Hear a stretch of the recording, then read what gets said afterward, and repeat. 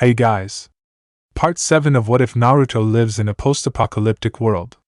Hit like and subscribe if you like this one, and also please check the author in the description. Let's start!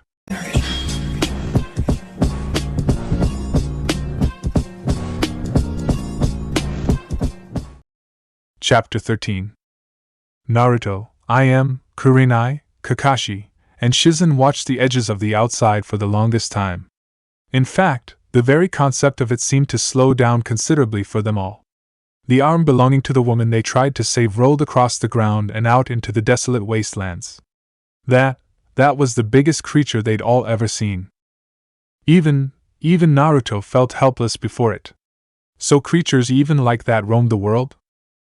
After a few moments passed, Naruto seemed to regain his reason first. The Kyuubi Jinchuriki stood up and walked over to the open door. He wordlessly placed it against the entrance. He then tied the cloth to it to keep the harsh winds out. Everything seemed so still. Even the creak of the floorboard made everyone shiver. They felt like they were all in a deadly sand pit, just waiting to be devoured by the massive creature roaming the lands beneath them. That said, Naruto eased their concerns. "It's gone," he replied. The other four looked at each other and leaned back. What if it comes back? I asked. Shizen stood up. "Then we'd better not be here when it does," she answered. That statement seemed to diffuse a bit of the tension in the air. Kurenai quickly surprised Kakashi when she hugged him. He seemed to be getting hugged a lot today, but the former Jonin could take it. He hugged Kurenai back. The red-eyed Jonin then hugged Shizen. Naruto and watched them all, gentle smiles on their faces. "Not how I imagined this reunion would go, but it is good to see you, Kakashi." "You as well, Shizen-san," she said. Both agreed. "You as well, Kurenai-san. I always imagined my return to active duty as a Konoha shinobi to be met with friends, and some nice food at a restaurant. I don't think this is how anyone foresaw this happening," Shizen replied. Naruto turned around. "So Kakashi-sensei, what the heck happened? How did you guys get attacked?" the young inheritor asked. The former Jonin of Team 7 rubbed his head tiredly. "How had all of this gone so wrong?" "Your guess would be as good as mine." The ground started rumbling. "We thought it might just be an earthquake until 5 tentacles wrapped around one of the group's legs. He screamed as he was pulled down. It then began taking all of us one by one until we're left in this situation," he answered. "This also makes it a little awkward. If we return now, I doubt Raiga will believe we were attacked by a wasteland desolator. Those are very rare, and many don't even believe that they exist. It'll be convenient if the survivors were just people from Konoha," Shizen replied. The Kyuubi Jinchuriki faced her. "Why would we go back if we just escaped then?" he asked. Kakashi shrugged. "It's not as simple as that, Naruto. We might go back because we want to raid them of what they have. Maybe you want to rule the settlement. Granted, all of these are unlikely, but in these times where everyone can only take care of their own people, it has to be mentioned," the one-eyed man said. "But if all of us are together, why do we need to go back?" I asked. Shizen sighed. "Listen, it is nice to see all of us citizens of our village together, but we must keep things realistic. Kakashi and I are not a part of you three. We have our own group to look out for. If you need refuge, then our settlement is a good place to come to, especially for such a small group like yours. It would be hard out here for you three, even if Naruto-san's an inheritor," she said. Kurenai and glanced at each other. They had already heard of this situation from Naruto. He had said he would join the settlement only because they would give him a team to help him look for his friends. Plus, it was easier to get out of the settlement that way. "You both would enjoy working under someone like Raiga?" Kurenai asked. Both shrugged. "He's inauspicious, but he's a law and order that people need. Plus, I won't abandon the suffering of the people." "Tsunade-sama wouldn't have wanted that," the apprentice to the Sannin replied. Everyone noticed the quiver in her voice and the sadness in her eyes. Naruto sighed. "Look, we'll go back for now. How I feel about him aside, I can't deny that Kakashi-sensei put his position on the line in front of Raiga-san for me. I'm not gonna toss that away. That said, we're gonna have to venture outside," he said. Everyone shivered. They looked outside, but they saw nothing in the distance. Everything was very quiet. The only thing to be heard was the sound of the wind over the desolate lands. Well, I don't think a rundown shack is going to be much of a defense against a desolator should it come back. We should move, Shizen said, and everyone agreed with that. However, Naruto raised his hand for them to stop. No, we'll wait 2 days, he said. Everyone looked at him strangely before the young inheritor made his reasoning known. If we leave and return now, there's no doubt he's going to be suspicious of us. We returned from a rescue mission missing all but the non-Konoha shinobi. Not only that, it was against a creature that most don't even believe exists. We're giving him all the tools to not believe us, but if we wait 2 days he might think we ran off, but when we return that'll ease his concerns. Better if we return injured, he exclaimed. Kakashi and Kurenai thought of this plan. That does make sense.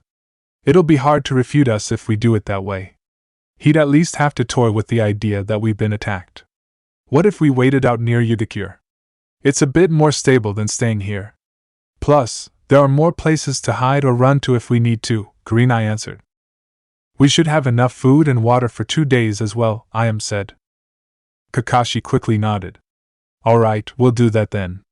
Shizen, how much chakra do you have left? The former Jonin asked. Assuming we're not doing anything major with it? Enough, she answered. The silver-haired adult sighed happily. As do I. We'll also have to wait for Naruto to regain the rest of his. He used quite a lot of ninjutsu to combat the desolator. Alright, I think we're all in agreement. We should move out then, he suggested. The others agreed. Ayam and Kurenai packed up their things. The shaking of the shop constantly left them all in fear of the desolator coming back.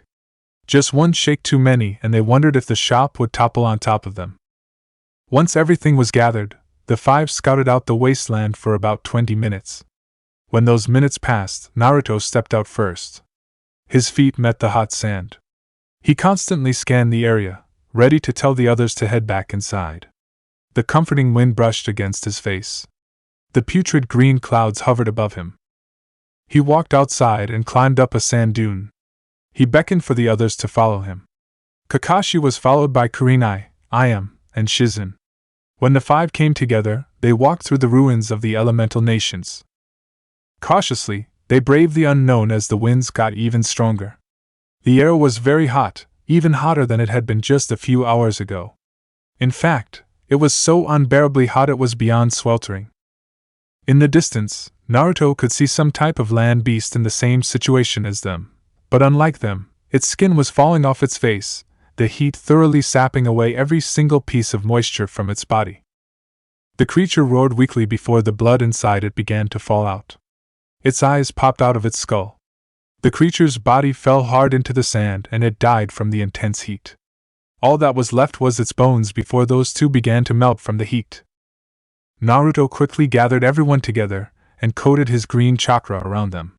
While it didn't do much against the heat, it at least kept their clothes and their skin from falling off their bodies. By the time the group returned to KyuubiGoku, they were all sweating profusely. They entered into what they could only assume were the remains of a broken-down apartment complex. They fell to their knees and panted, thankful for the shade. Why was it so hot? Ayam asked. Who knows what that meteor did to the Earth's climate? We should be thankful we're alive, Shizen said. Not even a second before she uttered those words did everyone hear a loud crash. They looked out one of the windows and some of the wood that hadn't been taken over by the sand quickly caught on fire. That fire began to spread from the wood to the other pieces of wood. Amazing, it's so hot outside everything's catching on fire. You'd think it was impossible, Shizen commented. Everyone watched the fire spread while the wind began to carry it wherever it pleased. Hopefully, the sand would smother it thanks to the wind as well. The spectacle finished, the rest of the day was spent rather slowly. Kakashi and Shizen noticed some of the training Kurenai gave Naruto since they rejoined. Unfortunately, it was too hot to do this for very long. Plus, in the interest of caution, no one wanted to do anything extraneous. Despite the joy of seeing 2 Konoha shinobi, Kurenai and Ayam followed Naruto's stance, and only gave Kakashi and Shizen the most basic information they could. The latter had said it best. They might all have been from the same village, but they were not the same comrades anymore. To grant them sensitive information was just stupid. No doubt they were doing the same thing. Still, everyone had a bit of a good time. Naruto, Kurenai, and I shared some of their food with Shizen and Kakashi. As expected from the latter two, their food was mostly military provisions consisting of dried bread, salted seaweed, and some pills. It was a rather pitiful display. The five traded stories, constantly aware of the responsibilities between their own groups and friendship as former Konoha citizens. What made it even odder was that everyone knew they were doing it too. Unfortunately, that didn't last for long when Naruto told Kakashi he hadn't found Sasuke or Sakura. Once that was sad, there seemed to be a mood that overcame the five. Shizen stilled when she looked at the utter guilt on Kakashi's face. The shame on his face was without end. Let Sakura die, Naruto, Kakashi said with pain in his voice. Naruto didn't speak for a few moments as his Jonin teacher told him the story. He left out no detail. He'd been too weak, too chakra exhausted. When he passed out, Sakura was gone. It hadn't been long before he found her bones. Her body had melted from the acid rain in her haste to rescue Sasuke. Truth be told, Naruto didn't quite remember what he did next. Did he cry? Did he scream? Did he curse? He wasn't sure. What he did remember was that he was outside, and it was raining. Thankfully, it wasn't acid rain. Hell, maybe in how warped his mind was at the moment, he might have preferred it. At least the pain would make him feel something other than his thoughts. Naruto stared at the dark sky, clouds hovering over it like normal, while the rain fell down over him. Strange, when did it start raining? He didn't fucking know anymore. When was the last time things made sense in this world? First Iam's father, then Kiba and Bushy Brows, then Hinata, and now Sakura. The blonde chuckled. This was like a fucking sick joke. They say you never forget your first love. Well, perhaps that was true. Naruto was aware of just how much Sakura liked Sasuke. He was also aware of just how much she didn't like him specifically. However, he'd always been persistent. He knew that. Perhaps just like the village, he thought he could change Sakura's opinion of him with time. Sure, it was stupid. Sure, he thought it was impossible, but he always thought that if he gave up trying to get Sakura, would he also give up trying to become the Hokage? Would he give up trying to get people to change their opinions of him? He wanted to say no, but he didn't feel like he could. For all her faults, and yes, Naruto was very much aware of them now, she still kept him trying. Now, he found out she died. Of course, Naruto knew it wasn't Kakashi's fault. Sakura liked Sasuke too much for her own good. He still didn't see what she liked about him, but what could he say? He actually wondered, would she have gone out into acid rain looking for him? He didn't really think so. In the end, she died too emotional for her own good. TCH, then what am I fucking upset about? Naruto thought to himself. The blonde stiffened when he heard the door to the rooftop open behind him. He turned his head and noticed Kurenai come up. You'll get sick if you stand out here in the rain, she said, perhaps forgetting she too was getting wet. I'll be fine, he said. Kurenai sighed. She closed the door behind her. Last time I heard that you came up with a plan that led us around green sacks of human flesh and skin.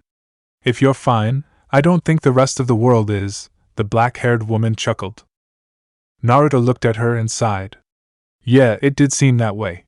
Whenever things were going well for him, the world seemed to turn to shit. When things went bad for him, the world turned out great. Sometimes he felt like he was cursed. Maybe I should just die then. Maybe that way the world will go back to normal. Maybe this is Kami telling me it really was impossible for me to become Hokage. Can't become Hokage over a village that doesn't even exist anymore. I guess I'm just not destined to be happy. I couldn't get Sakura-chan to like me, I couldn't become Hokage, I couldn't save Tsuchiyaji. I feel like my entire life is just a damn series of I couldn'ts. Naruto's head suddenly whipped to the side when he felt the sting of a harsh slap across his face. His eyes widened as he touched his cheek. His head turned and he noticed Kurenai glaring at him.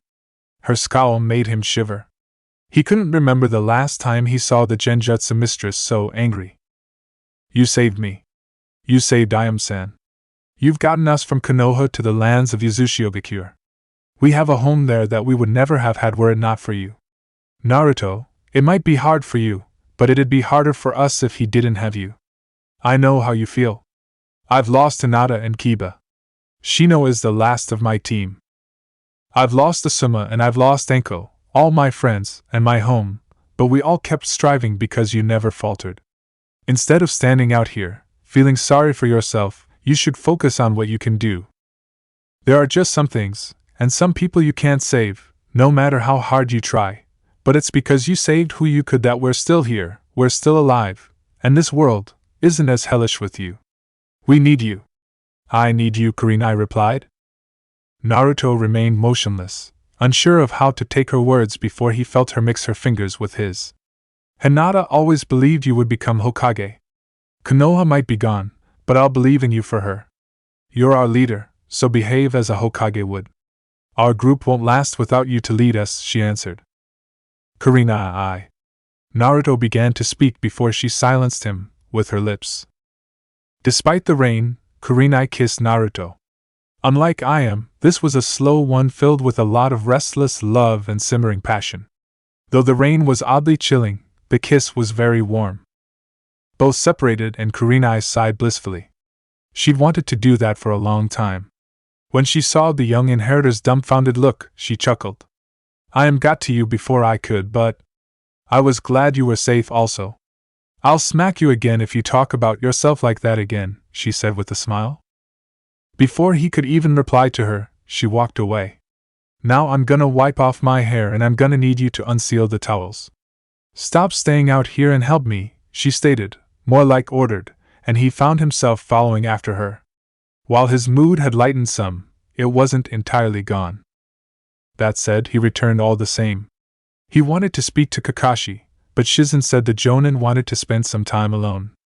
The blonde acquiesced to the decision and quickly unsealed the towels.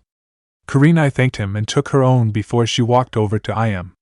That was when Naruto heard them both chuckle.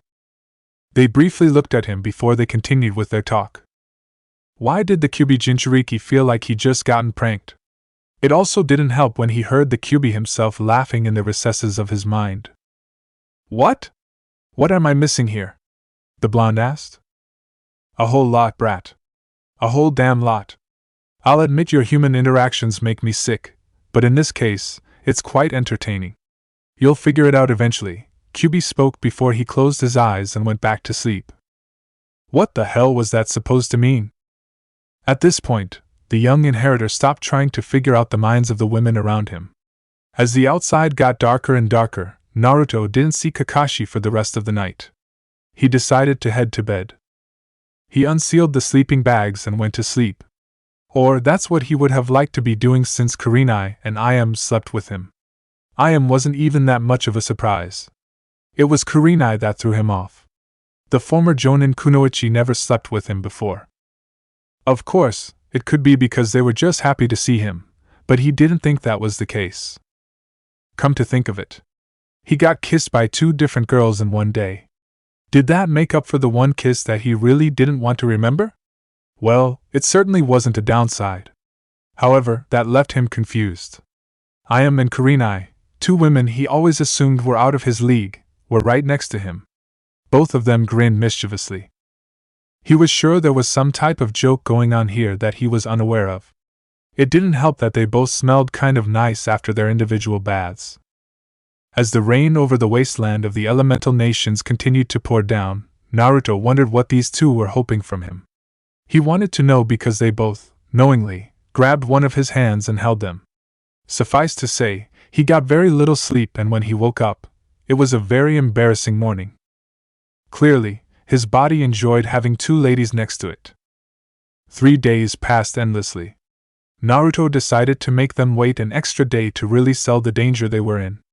Oddly enough, Kakashi and Shizen didn't find themselves complaining. It felt nice to be away from the settlement for such a time. Of course, the latter felt a little bad.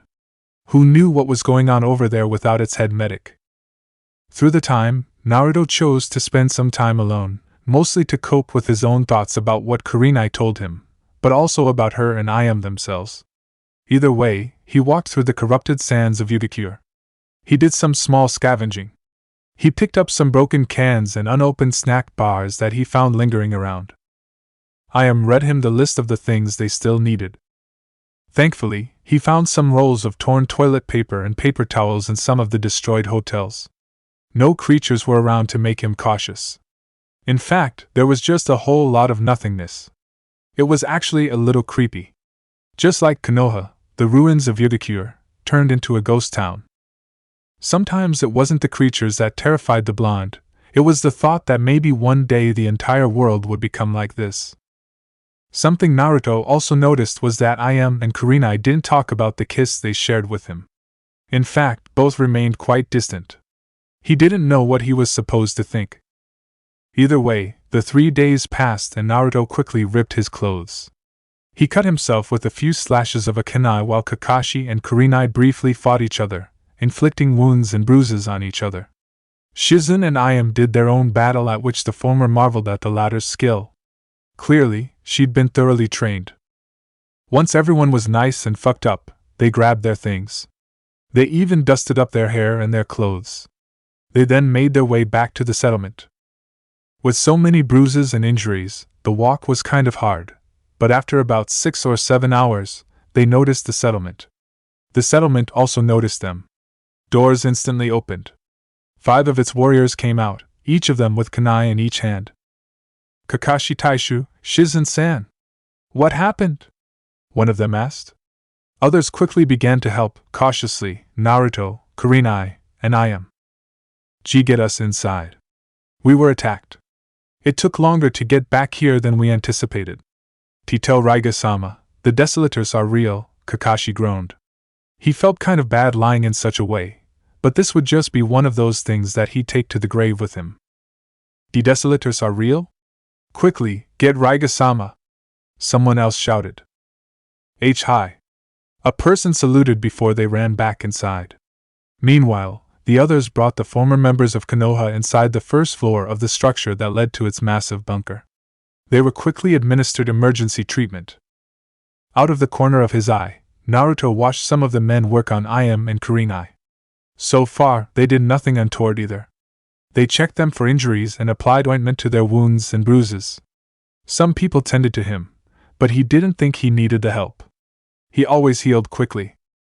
After about 20 minutes, everyone saw Raiga come up with at least 10 other guards of the settlement. Scan the area. I want the settlement secured of any threats at 3 kilometers. Report back anything you see, even if it's minor, he ordered. Hi, Raiga-sama. The squad reported before the captain of the group took them out of the settlement. Kurenai and Ayame watched in surprise as they vanished in an impressive burst of speed. Clearly, if they were to try and get up by force, it would require some effort. Raiga looked over the injuries sustained by everyone. He'd been close to losing it when such a simple rescue mission took longer and longer. He had toyed with the idea that Naruto had rejoined his friends and ran off. He was fully prepared to send people after them. He even thought Kakashi had betrayed him in favor of his former student, but it seemed that wasn't the case. They all looked heavily injured and positively exhausted. When he'd been informed of a desolator, he'd written it off as a story to just scare him. However, he couldn't deny the severe report on Kakashi, Shizen, and their return mission. Shock was across his face when he saw that of the 5 who went with the other inheritor, only 2 of his settlement had returned, blood seeping into their clothes. What happened? Raiga asked. Kakashi was given a towel and brushed off the dust and dirt. It attacked beneath the sands near Utikure. Ain left a few feet away on some private business, but he was pulled down. The ground then rumbled. Sil was taken next. We almost saved Cye-san, but she didn't make it as well. Whatever it was large. It was very large. It darkened the very sky and nothing Naruto could do worked against it. No katan, suitan, raitan? No element worked against it. Then, its chakra. It brought us to our knees. Even now, I don't know how we lived, the one-eyed man replied. Some of the people who worked swallowed their fear. A beast that could even force an inheritor to its knees? What did that mean for the rest of them? Were they all going to die? Raiga looked around the room. The glooming news did just as he assumed it would. Everyone was scared, some willing to take their own lives just to not be a part of this world anymore. He could also see some beginning to doubt the power of Ranmaru and, by extension, Raiga. This wasn't good. All of you calm down. We don't know for sure if it's a desolator. It could also be a very large sand lurker. They usually get around this big. What we have to do now is make sure to secure the settlement. Someone inspect those two and then send them to the medical wing, he ordered. Naruto noticed two female guards grab IM and Kurenai. Though he was satisfied, he frowned when he heard someone sigh with dejection. Raiga walked over to Shizen. Will you be well enough to work or will you require chakra? He asked. The short-haired woman rubbed her wounds. Damn, IM could hit hard. I'll be fine. But I already recommend a few days of rest for us. I believe Naruto can work. He claims he heals fast, she answered. The green-haired commander of the settlement turned to the blonde. Both glared at each other. We lost a couple of good people saving your friends. I'll make sure you make up their load, he replied. Naruto's eyes narrowed. He grabbed Raiga's collar and pulled him down to eye level. Don't get ahead of yourself, weakling, he snarled, which sent a shiver through the man. He then released him. He then walked away while Kurasuke clenched his fists enough to make them bleed. You damned inheritor, you were going to regret challenging him like this. Mark his words. Meanwhile, a day passed for Naruto. He sighed as he came into Kakashi's house and sat down, thoroughly exhausted. While Kurenai and Ayam were taken to the medical facility, he was fucking thrust into the depths of knowledge regarding this underground settlement. Raiga put him to work instantly, and that meant helping patrol the area. Of course, he had to deal with other people's crap given that he was new to the settlement. In the end, he was scheduled to patrol the lower sectors in the morning. When the blonde came through the door, Kakashi chuckled. Rough first day? He asked. I don't know how you can live here, Kakashi-sensei, the younger of the two answered. The older one laughed. Ma, it's not so hard when you get used to it, he answered as he prepared some settlement dinner which consisted of 1 bowl of rice, 2 pieces of dried fish, and a boiled egg. Naruto snorted. This was definitely not like what he had in recent days. Kakashi-sensei, you shouldn't be living here. You should be with us, Naruto said. The middle-aged man sighed. Naruto, it's good to see you. I promise it is, but there is no Konoha anymore. I'm not your sensei anymore. Besides, I'm not fit to be with anyone I can call a friend anymore. Sometimes that's just how life is. Nothing is as it should be. It's just what you can do with what you're given. You don't need failures, he answered. He really didn't want to have this discussion right now. You're talking to me about people calling you a failure? Naruto asked. Kakashi leaned up. Regardless of what term you'd use, it's not like I'm being forced to stay here. I want to stay here, the silver-haired man smiled. Naruto frowned. He was sure Kakashi could tell that he heard the lie in his voice. Whatever, the blonde said as he got up. Where are you going? Kakashi asked. Wherever I want to go, the Kyuubi Jinchuriki answered before he closed the door. Kakashi placed his bowl down and sighed. He held his head in his hands. It was better this way. It had to be. Naruto decided to spend a bit of time patrolling some of the other parts of the settlement. His stomach grumbled, but he'd unseal something later. He didn't feel like eating at all. Besides, this would rack up some extra time so Raiga would get off his ass. After the end of his 3-hour patrol, Naruto decided to check up on IM and Kurenai. With some directions, he found his way to the medic's side of the settlement. He pulled open a rusted door. He noticed a couple of beds, but the ones he saw he made his way towards. IM and Kurenai watched the blonde approach them. They smiled, but they quickly took note of his attire. You definitely fit the settlement look, Kurenai replied. Naruto looked over his body at the clothes he'd been more or less forced to wear. Just don't tell Tenten about it. I don't need her criticizing my fashion choices, Databeo. So how are you guys doing? He asked. Well, our injuries have already healed, so we've just been sitting in these beds keeping up the appearance of aching survivors all day. It gets kind of boring after a while, I answered. Plus, there've been a few wayward eyes recently. Every hour or so there's a guard coming through and checking on the doctors and patients. I'll be frank. I don't like this place. All these people give me an odd feeling, Kurenai whispered. Yeah, they keep talking about the Church of Inheritors. Some of them invited us to pray to this Ranmari guy. When we declined, they looked like they were about to attack us. I can't even close my eyes cause I feel like I'm gonna get eaten. It reminds me of back in the boiler room back in Konoha. Naruto, please tell me we'll leave soon, Ayam replied. Naruto stared at Ayam and sighed. He slowly nodded. Yeah, I've already got an idea on how to do that, but I can't explain it.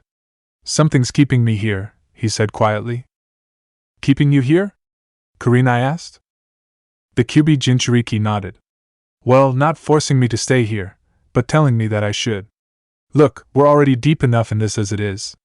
I'll just do my best to ignore the feeling so we can leave, he returned.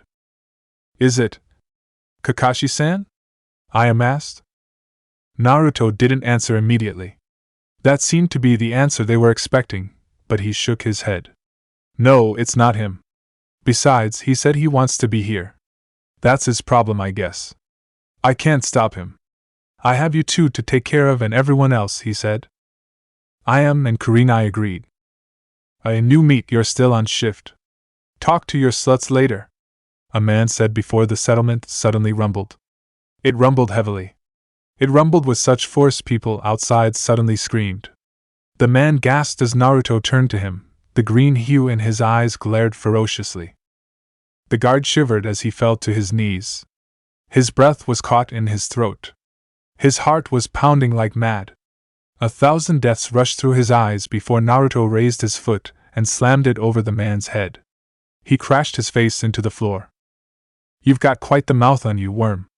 I shall be merciful and grant you one chance to apologize, Naruto remarked as Ayam and Kurenai heard the man scream beneath the blonde's heel. However, they weren't disgusted. In fact, they were smiling, a tiny green hue in their eyes as well. They smiled because their king chose to defend their honor. Why you fucker, do you know who I am? I'm a guard captain of Raigasama's settlement. You won't get away with this. The man snarled while Naruto pressed down harder. Elite worms are still worms in the end. Inferior combinations of dung, skin, and blood. Well, guard captain, how would you like to die like a commoner? Naruto asked. I am sorry. I'm sorry. I'm very sorry. He cried over and over as blood fell through his nose as he felt the bones in his face crunch out of place. Blood even began to seep out of his eye sockets. Please don't kill me. Peeplee-yabuglurg. He gagged as his teeth popped one by one out of his mouth. Sorry, we're all out of forgiveness, Naruto said as he crushed the man's head. Ayam and Kurenai sighed as they watched their king, their god, exert his authority. A surge of green chakra moved through their eyes. And how are we gonna get rid of that? Ayam asked. As if a moment of clarity moved through his body, Naruto held his hand over the corpse. The two bedridden ladies watched as tendrils of green chakra, so strong they became visible, latched onto the corpse. The chakra from the body was taken away and both could feel their king, their god, grow in strength. The more chakra he absorbed, the more he could give to others if he was willing. It wasn't long before the corpse decayed more and more until it was naught but dust. A tiny fire jutsu burned the rest away. Well, it looks like we don't have anything to worry about then. So what do we do now? Kurenai asked, the green chakra in their eyes fading. Naruto rolled his neck, suddenly very tired. We learn how I get you guys to start using jutsu again, he remarked. The two nodded before Naruto gave them a goodbye. After a brief patrol, thanks to the earthquake caused by Naruto, the settlement calmed down, and everyone was allowed to go back to bed. Despite Shizen's protests, Naruto was given a chair and a blanket to sleep in next to Ayam and Kurenai. When asked why, Ayam claimed she couldn't sleep without Naruto near her. In fact, she'd barely gotten any sleep all week. Soon, the next morning came. Uzumaki Naruto, get up. You have patrol with the other recruits. You've slept enough, a gruff voice said while Naruto opened his eyes. He threw off his blanket. He noticed Ayam and Kurenai still sleeping. Yeah, I'll be right there, he answered back. When he concentrated his gaze, he noticed it was the man who apparently saved him, Ao. He glared at the man for a moment before he stood up. Ao opened the door and Naruto was led out of the medic ward. The two walked past Shizen, who had been in her open-door office, writing on a piece of paper. It didn't look like much of a desk. It was more like one table on top of a bunch of chairs with one hanging candle for light. He noticed the bags under her eyes. The two left and entered the metal roads of the settlement's underground structure. Naruto watched the harsh light of the flames beneath the steel city illuminate the roads. Each step was a creak that made the blue-eyed inheritor if this place would crumble to pieces at any point. He watched some people begin to come out of their houses. He narrowed his eyes when a family screamed as they were kicked out of their house while guards searched the perimeter. You guys must be so proud of yourselves, Naruto said to the older man. Ao noticed where the blonde was looking and frowned. Safety is the prime concern. A bit of discomfort must be accepted, he answered back. The Kyuubi Jinchuriki rolled his eyes, but he said nothing. The sounds of odd machinery in the background by way of oiled cylinders worked through his ears. It was rather grating. Go eat in the mess hall. You've got a hard day today, Ao answered. Naruto grunted. I'll live. You might have saved me, but I'm not stupid enough to eat anything you guys give me, he said. The one-eyed man didn't reply to that statement. He couldn't fault the logic behind those words. Seeing that Naruto wasn't going to eat, he was taken to an area with most of the new recruits. That included the one he fought before, Chojuro. The two stared at each other before they, and the recruits, were given their patrol routes. Hey, did you feel that earthquake last night? Whole settlement's in uproar lately. I heard a few of the representatives are going to speak to Raiga-sama about it. Glad we've got the easy routes for now. Naruto heard the talk of some of the new members as they walked off. He was given his route and his partner, a girl named Hokuto. You always frown so much? She asked. Oh, he was going to hate today. Anyway, Naruto and Hokuto traveled through the southeast tunnels. Apparently, they were supposed to be patrolling that route that some of the settlement miners used. They complained about weird noises traveling in the distance. Clear, Hokuto replied as moved her flashlight down one of the hallways. Naruto looked down another of the hallways. Clear, he replied. The hot air which flowed through the tunnel made both sweat profusely.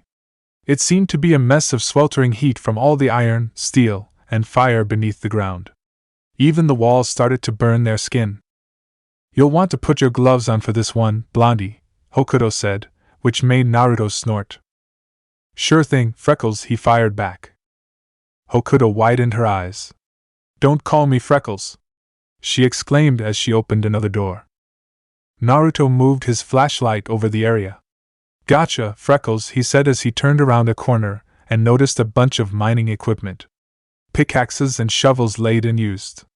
In a corner, the blonde saw a pair of clothes. He moved his flashlight over them.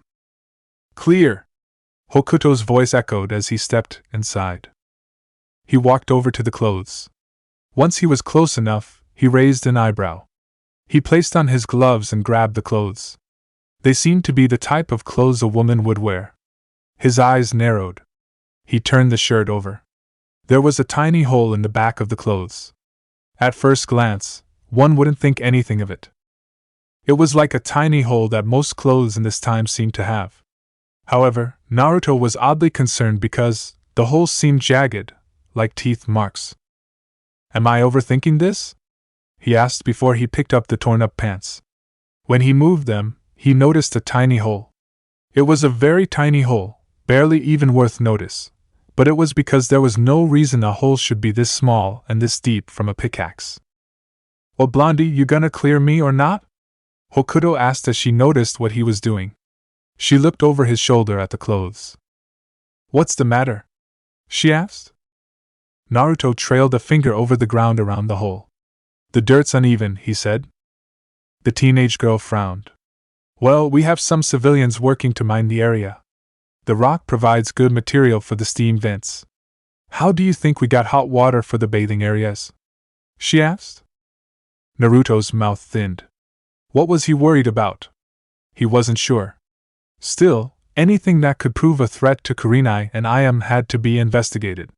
He hardly cared about the settlement outside of Kakashi, but he never wished for anyone to die. Okay, look. We'll document it. At best, some guy's got a nice view of a lady without some clothes on. At worst, it's probably just a mole or whatever.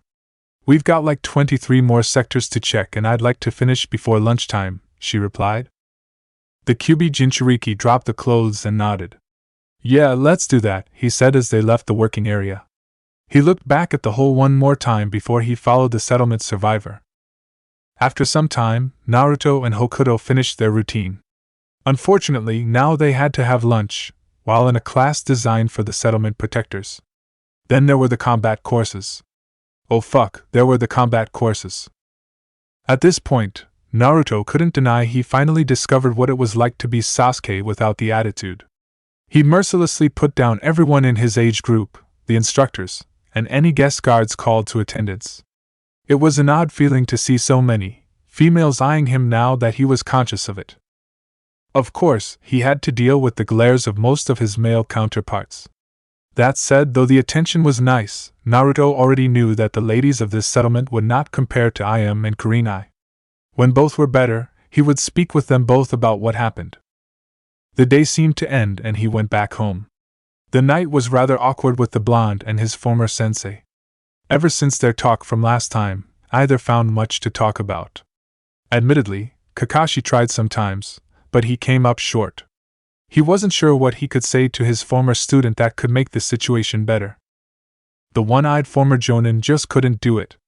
He couldn't go back. The guilt would threaten to tear him to pieces. Friend killer Kakashi. Maybe there's some truth to it, Kakashi thought to himself before he heard the door close behind him. He sighed and placed his bowl of food down. Naruto walked through the iron settlement without much cause. He watched some people laugh to themselves while they spoke of Ranmaru. In a broken mirror, he saw himself in his new attire. He had to get Im and Kurenai out of here. Yo Blondie, what are you doing out here by yourself? Naruto frowned and saw Hokuto waving at him. He exhaled. What do you want, Freckles? He asked. He was punched in his arm, but without much force. I heard you tore up the courses. Why do you look like you didn't? She asked. Was that what he looked like? He didn't exactly remember anymore. I'm fine, he snorted while Hokuto laughed. Yeah, sure. Tell me all about how fine you are somewhere else. Come on, I'm off duty anyway, the young woman replied. Naruto raised an eyebrow, but he found himself following the young girl anyway. They walked through a couple of tunnels and through a few steel structures. In time, they found themselves looking over the settlement. Both watched the massive structure creak and shake, the numerous people going about their lives, buying and training through the use of kunai and shuriken. If nothing else, this gave the Kyuubi Jinchuriki an insight into how transactions would be going with the rest of the world. So, kunai and shuriken became currency now. So Mr. Fine, what's going on with you? Is it the long hours? You'll get used to them. I know I had to when I first joined this settlement, Hokuto said, as she munched on some stale popcorn. She grumbled to herself. First thing she was going to do if society recovered from this, make herself some damn popcorn with lots of butter. Naruto leaned against the wall. You always care about other people's business? He asked. Hey, I allowed you to go on a date with me. You should feel honored. Besides, we're gonna be partners for the next few weeks, she replied. You'll be lucky if we're partners by the end of the week. Wait, this isn't a date. I'm taken. I think, he mumbled to himself, yelling the last part. Hokuto chuckled. Yeah, I'm just messing with you. Like I'd date you anyway. So what's up? Naruto sighed. Look, I'm sure you guys have a nice deal here, but I'm not into the whole worship thing going on here. I think once my friends are better in 2 or 3 days, we'll be leaving, I answered. Hokuto sighed. To be honest, I don't blame you. Freaked me out too when I first got here, but it's the only way some of us can get our chakra back. Surely you know what it's like to be without something you've had nearly all your life. Plus, most of the people here weren't shinobi. They were the lucky, or unlucky, ones that managed to make it here.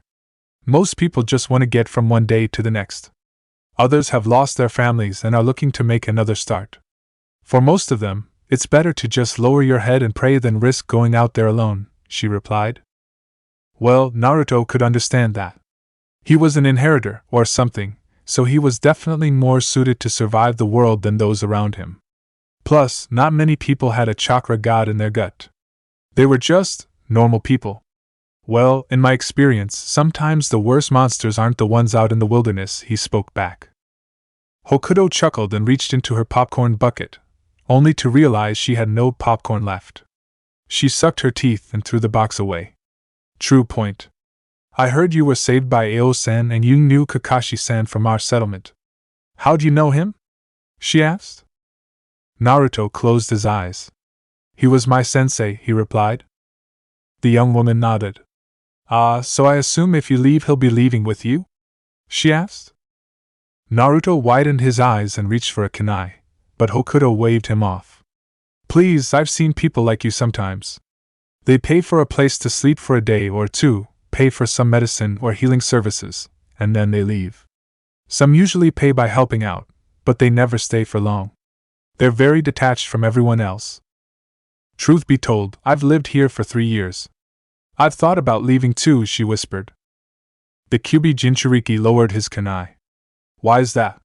He asked. Hokuto laughed. The Church of Ranmaru, they're a group comprised of the more zealous members of the settlement. I don't interact with them too much, but they try to recruit people, and those who don't pray to Ranmaru they are willing to assault. However, none are able to prove it's them as those caught never reveal information. Raiga tolerates them because they are willing to follow any of his orders in the name of Ranmaru-sama. I think it's all nonsense, but don't let them hear you say that, she answered. She then looked over the railing and pointed down. The blue-eyed young man followed her finger to the building at the very bottom, nearly covered by the orange flames. He noticed a bridge leading to a tunnel. That's their church, or so they like to call it. It's just some old shack that I've heard was built with this place. It's been rumored that Raiga's the leader of the church, but won't publicize it because that'd drive people away. He's supposedly Ranmaru's prophet or whatever. He receives all his orders from someone we never see. Every 2 months or so, we get someone disappearing. It's never someone new. People think they're being taken by Raiga to that place, she said. Why don't they do something about it then? He asked. Yeah, face the man who has their god's trust and a limitless supply to his chakra, or pack up your shit and brave the unknown outside. A lose-lose no matter how you look at it. However, one at least guarantees food and a place to sleep. People will tolerate almost anything if it means being safe, she replied. Naruto then glanced at her. Why are you telling me this? He asked. No one told this type of information without wanting something in return. She could be playing him as well. Unfortunately, he stiffened when she fingered his chest. Hell if I know. Something makes me trust you. At the very least, I distrust you less than this settlement, she replied. And why do you stay? He asked. Saving up my stuff. I plan to leave one day, but better to be prepared. Maybe there is a home out there for me, but it ain't here, she answered. Before he even caught himself, the blonde spoke. You could come with us when we leave, he said. Hokuto gasped and placed a hand over her chest. A marriage proposal already? But we haven't even had our second date yet, she exclaimed. It's not a marriage proposal, Freckles. He fired back while she laughed and held her hands up defensively. All right. Sheesh, people's sense of humor probably died with the apocalypse. Sorry, but I think I've had enough of groups and settlements for a little while. Who knows what the future's got though, she replied with a shrug of her shoulders. Naruto leaned off the wall and sighed. Well, thanks for the talk. Maybe you'll get your chance before the week's over, he said as he walked away. He waved goodbye to the girl while she watched him leave. She smiled sadly before she looked out at the settlement. He's taken. Well, that's a shame. Why are all the good ones always taken? She thought to herself before she leaned against the wall. Meanwhile, Naruto headed back home. Tomorrow, I Am and Kurenai would be cleared from the medical area and then he would tell them how he planned to get out. Actually, Hokuto gave him quite a good idea. With any luck, he could leave without having to cause Kakashi any trouble. Greetings, fellow settler. Come pray with me. Lord Ranma shall usher in the new age of this apocalypse. May we forever be within his embrace. Would you like to donate 25 kunai to the Ranma settlement? By donating, you will be donating to the very future of the world. We're also accepting new recruits. Will you be one? Someone, a worn and torn hood over their head, said with a large smile. Piece of advice. Decide your own fate. Don't let someone else decide it for you. People like you annoy me the most, Atabeo, Naruto replied before he pushed past the person. Suddenly he stiffened when he felt a massive burst of killing intent directed at him. He turned around, but the hooded figure was already gone. The Kyuubi Jinchuriki stepped into Kakashi's home. Hard day? He asked. The blonde looked at his former teacher, a frown on his face. I'm gonna go to bed, he replied. He then walked into the spare room and closed the door. Kakashi sighed but continued reading the book he'd been given as a gift. He hoped to clear his thoughts before it was his turn to guard the upper decks of the settlement. X. Bando sighed as he sat in a tavern, a cup of some odd shit that was supposed to be a delicacy for them. He didn't buy it. He didn't even know why he was here. Well, actually that was a lie. The girls were nice to look at. Additionally, he gave him a much-needed break. For the past few days, Bando had been in talks with Raiga about the weapons shipments and trade of needed materials. A caravan had been selected by Bando to cross the tumultuous deserts, arid air, and violent forces from Iwa all the way to the outskirts of Yugakure. The negotiations had just ended. The trades of steel and iron ore for wool and food were all set to go. Still, Bando did not like these people. Ever since the world had gone to shit, he'd been wary of most people. Of course, he didn't relent on getting potential business opportunities. He'd raided quite a few homes for some money. Sure, it might be worthless now, but when civilization got back on its feet, if ever, he was gonna be one of the richest fuckers walking these decrepit lands. After finishing his dinner, Bando paid with 1 rusty kunai. He then left the area. As he walked back to his abode, he noticed a woman looking at him. The red-haired man narrowed his eyes. He saw her lick her lips and wink at him. TCH, fucking sluts. Then again, I have been a little overworked lately. I think I could spare a kunai for a night. Not like Kagura's gonna know about my activities. Everyone needs some fun in these times, he thought as the muscular man met up with the woman. Bando had to admit, she was very beautiful. Long, sleek black hair and dark brown eyes, a sultry smile, and a nice-looking body. What more could a man ask for? So what's your name? He asked. The woman merely smiled before she traced his long, broad arm. He noticed that she didn't have any clothes on. The only thing which covered her modesty was a dirty robe. However, its open veil allowed for a wonderful view of her legs that he didn't miss. She grabbed his hand and guided him out of the settlement's main steel roads. Bando smirked. Ah, the strong silent type. Maybe she was a mute, maybe she just didn't want her name mentioned. Well, it didn't matter to him. The two went deeper and deeper until Bando could hold it no longer. This is far enough, he said before he pinned the woman to the wall. She bit her lips and dropped her robe, revealing to him her luscious body. The arms dealer gasped. This was a pretty damn fine body. He was tempted to actually ask the woman if she wished to come back with him when he left. The thought that some other man might get to hold such a pleasure as this was almost an injustice to him. He grabbed his shirt and pulled it over his head. The two then kissed. Sounds of bliss and pleasure roamed through the open halls with no one to hear them. The woman panted and sighed, sweat falling down her face. Her thin arms wrapped around Bando's neck, her legs helpless before his strength as he thrust into her. Fuck, you're tight. MMMPH. He growled, his voice filled with lust. He closed his eyes and groaned. Oh yes! This woman was unlike any he'd ever had before. He couldn't be separated from her. He'd take her with him. He'd marry her if she so desired. All he knew was that no one else should be allowed to enjoy this except for him. Aya. Kriik. Bando opened his eyes and suddenly his face shifted in horror. What the fuck? He gasped as the woman's face formed a mangled mash of teeth, saliva-coated tentacles, and worms sliding down the side of her mouth. Fear overcoming him, Bando screamed as he threw the woman off. She rolled to the side and grunted while her teeth snarled. Creak! She screamed, her voice making Bando's ears bleed. He rolled over to the side and grabbed his clothes. The big, bulky man ran as hard as he could, tears falling down his face. Fear and adrenaline moved through his body, but he didn't get very far. Ugh! He grunted as something pulled him to the ground. His head bashed against the floor, making it bleed and disorienting him.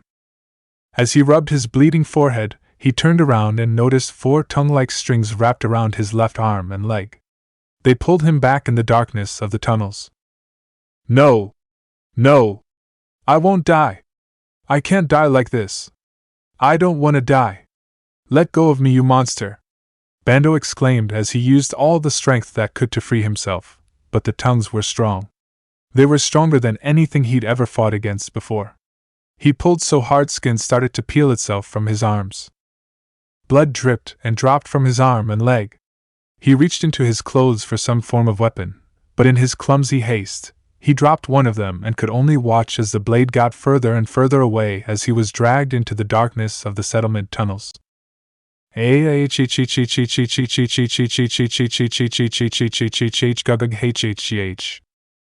Creak. Chapter 14. Alright, you both have been given a clean bill of health as far as I'm concerned. If you feel any side effects, feel free to head back here. Here are your settlement uniforms. You're both to get to work immediately. Head for Sector D and you'll receive your instructions just like Naruto-san did. I hope you'll come to see the settlement as your home in time, Shizen said as Ayam and Kurenai looked at each other. The two grabbed their uniforms and stared at them. This entire situation felt rather surreal. They could only hope whatever Naruto was planning would happen soon. They had a bad feeling about all of this. Kurenai patted Ayam's shoulder. Alright. Where can we change? She asked. Shizen sighed and pointed to a torn curtain that hid a small room meant for standing. In there. Don't dally though. You're scheduled for second shift in a few hours. The rest of the time before then is gonna be having you both learn the layout of the settlement, she said. Ayam and Kurenai moved into the makeshift changing room and placed on their clothes. Both glanced at each other and their new clothes. I don't like this, the former said. Let's just deal with it. Hopefully, we won't have to stay here for very long, the latter answered. Ayam nodded and sighed. Good. I feel like we've been getting weird looks from the rotating guards, she answered back. Kurenai agreed. She'd seen it as well, but it wasn't like Naruto could just keep killing everyone who looked at them funny. While it was definitely nice to feel protected, until he gave them their ability to use jutsu, they'd rather not step on too many toes. The two stepped out of the medic office and gave Shizen a goodbye. The former apprentice to Tsunade waved them goodbye as well before she looked down at her work. She placed her head in her hands. Yes, this was her life now. Even if she went with them, there was no Konoha left. There was just nothing. Kurenai and Ayam entered the metal walkways. As usual, the metal of the settlement creaked along the rocky walls beneath the desolate lands. Each step always made them worry it's break into pieces one day. Other days, it creaked so loud that it was hard to sleep. The beds weren't even that comfortable either, at least not when compared to what they had back home. Food wasn't good either. You know, I hoped Naruto-kun would have seen us released from the ward. It would be nice to see a familiar face, Ayam replied. Kurenai laughed. You just want him to kiss you again, she accused. The brown-haired girl blushed and scoffed. Yeah, but don't think I didn't know what you did when you two returned. If I could see how red your face was when you came back, Ayam jested. Kurenai coughed, but didn't reply to the accusation pointed at her. The two continued to walk through the caverns before they finally made it to Sector D. They heard the sound of combat. In one of the rooms, they noticed some younger people practicing with kunai and shuriken while instructors shouted at them. Others were doing their own physical conditioning. It wasn't long before they were greeted. "You two, get in the room. The lecture is about to start. We've already delayed 10 minutes for you. Rest assured you're gonna make that time back," one of them, a woman, said. "Well, we just—" "Tell it to someone who cares, green blood." "Shut up and get inside," the guard commanded. Ayam and Kurenai looked at each other again. "I really don't want to stay here," the former said before they walked inside. Thus began their settlement orientation. The two noticed some broken chairs and sat in them. A few torches lit the barely visible room. The ladies noticed the class was filled with men and women of almost every age. They sat in their seats, and so began the very, very, very long day of lectures, practice, and shouting instructors. It was absolutely agonizing, but the two kept to themselves. Sure, there were a few people to greet them, but they weren't planning on getting attached to anyone. They also skipped out on the food. Well, Ayam would have taken some, but Kurenai shook her head. They had no idea what the people of this place were like. They also had no way of knowing what they put in the food. Call the Genjutsu mistress paranoid, but she wasn't about to lose her friend to something stupid like some drug mixed in with the food. It was a shame, but for today they'd be going hungry. That said, despite their hunger, they didn't slow down. Just like Naruto, the settlement was stunned with their fighting abilities.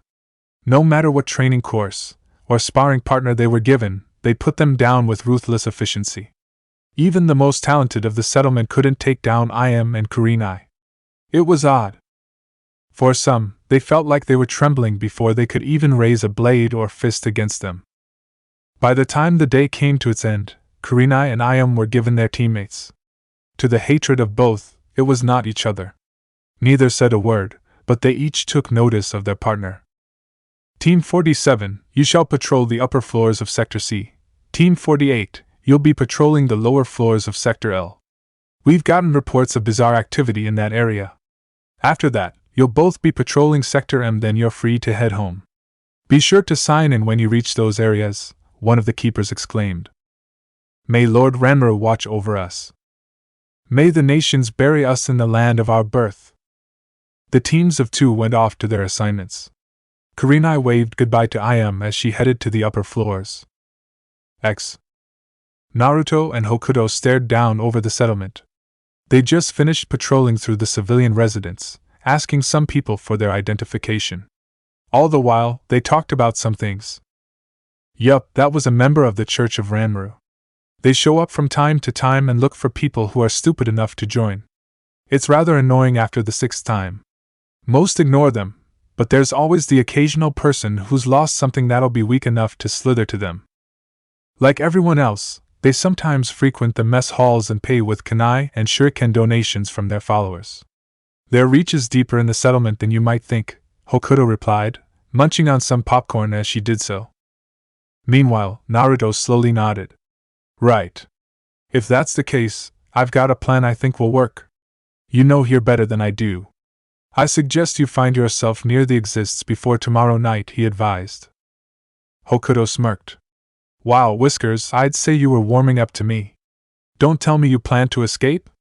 I'd have to stop you, she answered. She then laughed when he gave her an unamused look. You sure this plan of yours is gonna work? The brown-haired girl asked. Naruto watched some of the people below one of the sectors. They seemed to be carrying some type of boxes to other parts of the settlement. He also noticed some others eating some bowls of cold slop that he couldn't identify. You said that there have been rumors about the Ranmaru Church kidnapping people. Every rumor or suspicion has some sort of truth to it, Databale. I'm sure Raiga will try to find some means to get us to stay, but it's better if it's not something that'll get Kakashi-sensei in trouble. No one's gonna blame us if we're the ones who get assaulted, he answered. Hokuto slowly nodded and sighed. Right. Well, if this goes good, then I can duck into the supply room. Just one backpack would set me forward by a few months. Whatever you're gonna do, just make sure it causes enough noise that it draws those from the other sectors. That'll give me time to grab the gear and head out, she answered. The blonde looked at her and shook his head. You sure you don't want to come with us? He asked. Truth be told, if this went south, he didn't want Hokuto to get involved. She was a little quirky, but but she seemed nice enough. Of course, there was always the chance that she would betray him. He already made a separate plan for this.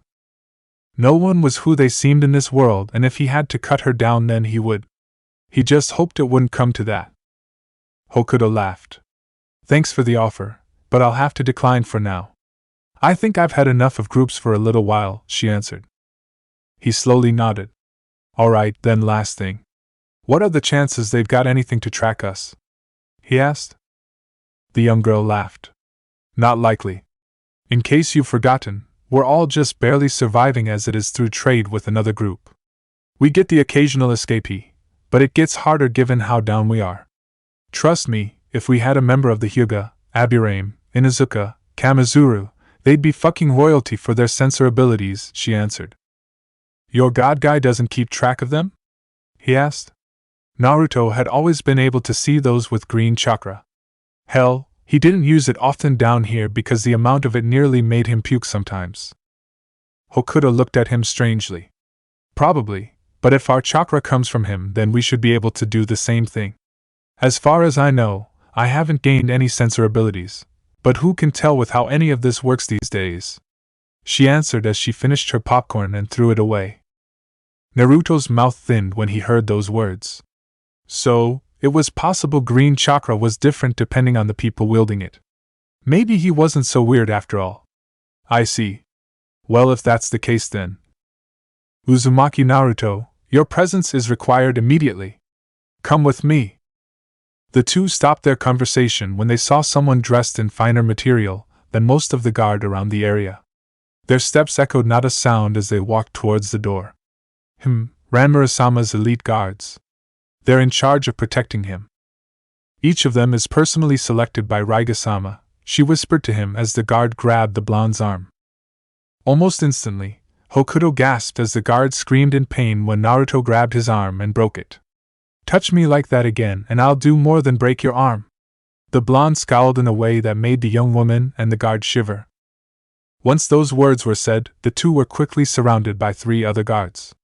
Naruto snarled and placed himself between them and Hokuto. For the latter, it might have felt like something out of a romance novel if she wasn't so on edge. Alright, that's enough. Naruto and Hokuto watched Raiga appear from around the corner. The latter quickly straightened up out of pure habit. Raiga-sama, she said, and then bowed her head. However, the former gave the man no such honor. He held his head high as the green-haired man stared into his eyes.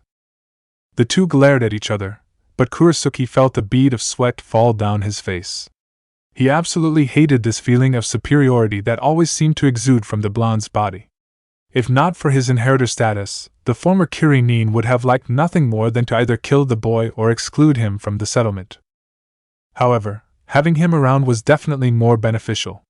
He just had to make sure that nothing disturbed this delicate thread between them both. Raiga moved his gaze from Naruto's. Someone take him to Shizen and the medics, he ordered.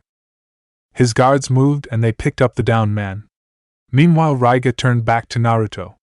Don't make unnecessary trouble. I can just as easily have you restrained like last time, he threatened. Naruto's eyes narrowed, but he didn't give a reply. If it came to that, then he wouldn't play the nice guy anymore. He'd just bring down the settlement and kill anyone who got in his way, god or otherwise. Besides, he escaped before. He'd do it again. I at least approve of the mentality, brat. However, be careful, I can't place my finger on it, but something's bubbling beneath the surface of this place. If you value your mates, then I suggest you leave either tonight or tomorrow, Kyuubi said. Yeah, that was the plan. I've already got one in the works, he said. To be honest, he felt a little unnerved. If even someone of the Kyuubi's caliber told him to be fearful, then what did that mean for him? He didn't know and he didn't want to find out. Come with us. You look filthy and you need a bath, Raiga said. For what? Naruto asked. You'll find out, the man replied before he ordered the men to detain the blonde. They surrounded the blonde and he decided to let them lead him away. As he walked down the corner, the last thing he saw was Hokuto's worried gaze. He gave her a wink before he disappeared. Being separated from the only person in the settlement he actually liked aside from Kakashi, Naruto found himself pushed into what he could only describe as a bathhouse. He was then nearly stripped of all his clothes before he kicked the women and men assigned to him out. "I'll do it myself," he shouted as he slammed the door in their faces. He didn't know what this bath was for, but he gave himself a bath so that no one else would be touching. He'd be damned if these people touched him in any way anymore. He had enough of that back when he was in the fucking cells. When he got out of his bath, he was quickly blindfolded. "If you know what's good for you, you won't resist. Sorry, but you're still an enemy. Where we're taking you cannot be known," Raiga said. Then began the confused Naruto about the destination nonsense that Raiga and his guards subjected him to. They spun him around in circles every 5 or 6 minutes. Funny enough, despite doing this, he didn't feel dizzy. He actually knew where he was going simply because he could see the green flames within nearly every life form in the settlement. He could also see the green trail between himself, Kurenai, and I am. He heard the knob of a door open and he was pushed inside. Someone grabbed his blindfold and took it off his eyes.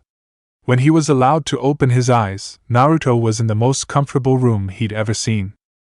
In a time like this, where everything looked dead, broken, and decrepit, this room seemed like the type of room that a clan heir child might have. Or at least that's what Naruto thought. He'd never been in a clan heir's room before.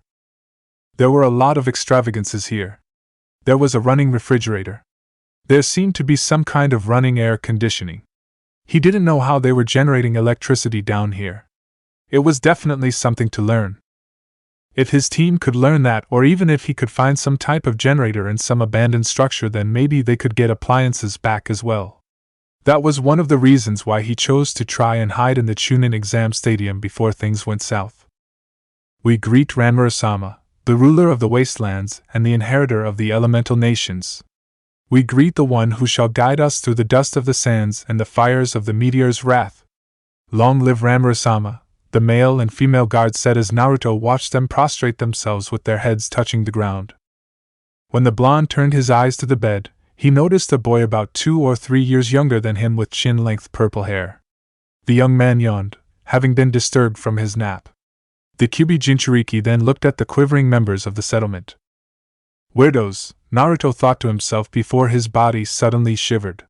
He felt a sudden surge of unbridled rage that nearly made him lose his mind. It reminded him of the time he faced Haku. Every survival instinct within him called for him to utterly murder the young boy on the bed. Even worse, Ranmaru felt the exact same thing. "Naruto, calm down.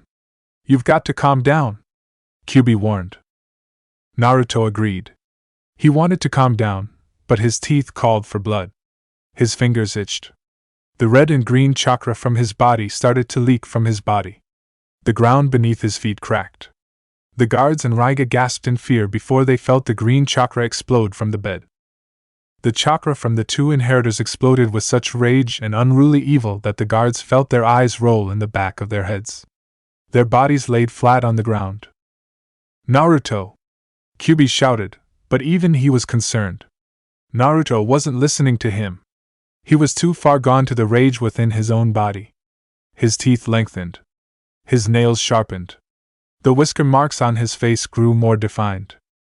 The only one still conscious to the terrible situation was Raiga. He shivered as sweat fell down his face. His knees trembled and his fight or flight response kicked in. No, let him fix that statement. His flight response kicked in. He felt like he was a mortal watching the anger between 2 gods explode each other. The ground beneath his feet shook like a violent earthquake. Ranmaru's wonderful abode exploded as sharp spikes of earth pierced the walls. Then, Raiga was blown away when Naruto and Ranmaru shot from their positions. The 2 clashed fists, and not even Raiga's consciousness could hold as he felt the surge of clashing green chakra. Such strength, his body could not endure. Blood spilled out of Raiga's mouth as he fell to the ground. "Ranmaru-sama." Raiga coughed before his vision faded into black. The settlement was in chaos. That was the only thing Kakashi could say as he watched people scream at the top of their lungs. Massive boulders and stones crashed onto the iron structures of buildings. The one-eyed Jonin gasped as some people screamed when they were buried beneath a mountain of iron and stone. Others shouted as they fell off the steep ledges and into the burning flames which lay beneath the underground city. The guards and shinobi of the city moved in a rush. Kakashi cursed as he ran, dodging through a swarm of screaming mashes. A large spike of stone erupted from beneath the ground, splitting the flame's bottom and through the ceiling of the Iron City. "Rescue the civilians! Head into the bunkers!" Kakashi shouted to any of the force still around. "Hi, Kakashi Taishu!" Someone screamed, but he couldn't tell who. He was already moving through the corridors. He saw other captains and commanders moving through the tunnels. He watched a little girl scream. Pushing chakra through his body, he dashed for her. He picked her off the ground just before an upper floor came crashing down. The former sensei of Team 7 cursed as he grabbed a pipe which punctured through his leg. He pulled it out while the girl cried in his arms before he continued running. Geez Whiskers, you said you were gonna start it tonight, not now. Still, whatever you're doing, at least you got the men away from the storage doors. Still, kinda hard to work with all these damn alarms blazing. Hokuto thought as she grabbed a storage scroll and sealed up 10 backpacks. She then grabbed 5 or 6 kunai and shuriken sets. She'd rather not take too much. If she took too much, then it'd look a little too incriminating. That said, it wasn't like she was checking this stuff out under her name. "Kami bless you, Kazuki Yuriho, you shall be remembered," she thought as she grabbed a few stacks of water and any other shinobi tools that she might need. She wished she could at least have said goodbye to her friend. A part of her still thought on his offer, but she shook her head. Nah, it'd be too disheartening to watch him interact romantically with someone else. Then again, who knew what fate had in store for them? Maybe they'd meet again somewhere. Once she got all that she needed, Hokuto peeked out of the storage room. She then ran off to head back home, hoping that none of her stuff was destroyed. She'd easily gotten a year or two's worth of supplies and she could finally leave without complaint. She ran off through the corridors, dodging and cursing as iron, steel, and stone fell over the place. Kurenai quickly met up with Iam. It wasn't exactly hard to do. One of the sectors collapsed into the other. Many people were killed. It was only thanks to their training that the two survived. Some of the steel pipes that transported water were crushed as water began to flood certain areas. The latter quite literally crashed down on top of the former. "Kurenai, you're all right," Iam exclaimed. "Little subjective there," the genjutsu mistress groaned. Should she tell her friend that she'd put on a few pounds? Probably. The red-eyed woman was kind of surprised her spine wasn't broken. Unfortunately, their reunion was cut short when the ground beneath their feet split apart. Kurenai quickly rolled them over as the other side of the cavern walls collapsed in on themselves. Hot steam exploded from the sides of the area that burned parts of the metal areas. One of the doors from a room exploded off its hinges. Iam blocked the door and tossed it to the side. "What's happening?" she asked. "I don't know, but we have to find Naruto," Kurenai exclaimed. "You two, regroup at Sector F. Save who you can and head to the bunkers of Sector Z. Move! Move! Move!" Someone they didn't know screamed as they ran past them and into the darkness. The two ladies looked at each other before they ran in the opposite direction. Iam looked at the ground. Once again, the faint green line showed her where she should be going. She began to understand that when Naruto was close, the green line was visible. When he was far away, the line was faint. She didn't know why, but it was some sort of tracker between her, Kurenai, and Naruto. "Kurenai-san, this way!" Iam shouted as she ran down another hallway. Kurenai slid on some wet mud, but quickly followed after her friend. The two pushed people out of the way as they continued running through the halls. A scene of pure death laid around them as one person was impaled by sharp spikes. Another was crushed between one wall and the next. Though they cared not for the settlement, the two didn't want to see innocent people die for no reason. They saved who they could as long as it was in their pathway. The genjutsu mistress picked up a fallen child while Iam helped a husband and wife too sickly to move. That said, they had no hearts of gold. They cared about Naruto above everyone else. "This way now!" Iam hollered. Kurenai nodded and followed after her. They ran up some stairs that were close to crashing down. The staircase cracked and the two ladies fell to their knees when the upper steps started to bend and break. "Get down!" Kurenai exclaimed as she grabbed the brunette and pushed her against the wall. The iron and steel crashed against Kurenai's shoulder, while Ayam held tight to her. Once the cascade of rocks and metal stopped, the two noticed their way had been blocked off. "Shit! What now?" Ayam asked. "This way," Kurenai said as she noticed a steam vent. She kicked it open and crawled inside. Ayam then crawled behind her. The vents were hot. They were so hot the two started to sweat. In the ducts, they watched some of the people screaming from below. "What's causing all of this?" Ayam asked. The Genjutsu mistress shook her head. She had no idea. Unfortunately, that wasn't the end of their strife before they heard a thunderous boom. That boom made the vents crunch together. Of all the ways to die, Ayam really didn't want to die in a vent. "Which way?" Kurenai asked. Ayam coughed. "Straight ahead," she replied. The two moved through the vents for some time before they finally made it to the main part of the district. It seemed to be living areas of the settlement. They could tell because they could feel the heat rising. "Give me some space," Kurenai said. Ayam gave it to her and Kurenai grunted as she kicked the iron grate. She kicked, and kicked, and kicked until the vent exit broke off. As soon as it did, a wall of fire shot up in front of them. "Whoa!" Ayam said as she grabbed her friend and pulled her back. They both panted, scared for their leader and soon-to-be lover. As soon as the wall of fire dispelled, they heard another boom. Their eyes turned to the left. They saw the walls crack. They weren't ready to see Naruto blast out of the wall as he crashed into what was once a shop. "Nau!" Before Ayam could shout, Kurenai put her hands over her mouth. "Shoo!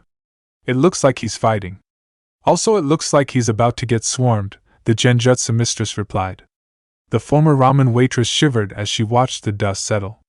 About 10 to 20 warriors of the settlement appeared from various entrances. They also saw Kakashi and Ao leading most of the groups. "Be ready to engage," Kakashi shouted as multiple men and women readied their kunai. When the dust settled, Kurenai, Ao, Ayam, and Kakashi gasped when they saw Naruto crushed against the former standing shop. However, it was obvious there were some differences about him. His once blue eyes, his pupils, and his scale were all covered in a sea of green. His whisker marks tore like green strides over his skin. Even his hair, there were strands of green and red over them. What is that chakra? It's so powerful. I can feel my consciousness slipping. Ao thought to himself before he noticed some people scream. "What's wrong? What's the matter with you?" People shouted over top of one another as Ao stared at them. He widened his eyes in shock. With his Byakugan, he could see the green chakra in people's bodies being forcefully sucked out and drawn into the blonde's body.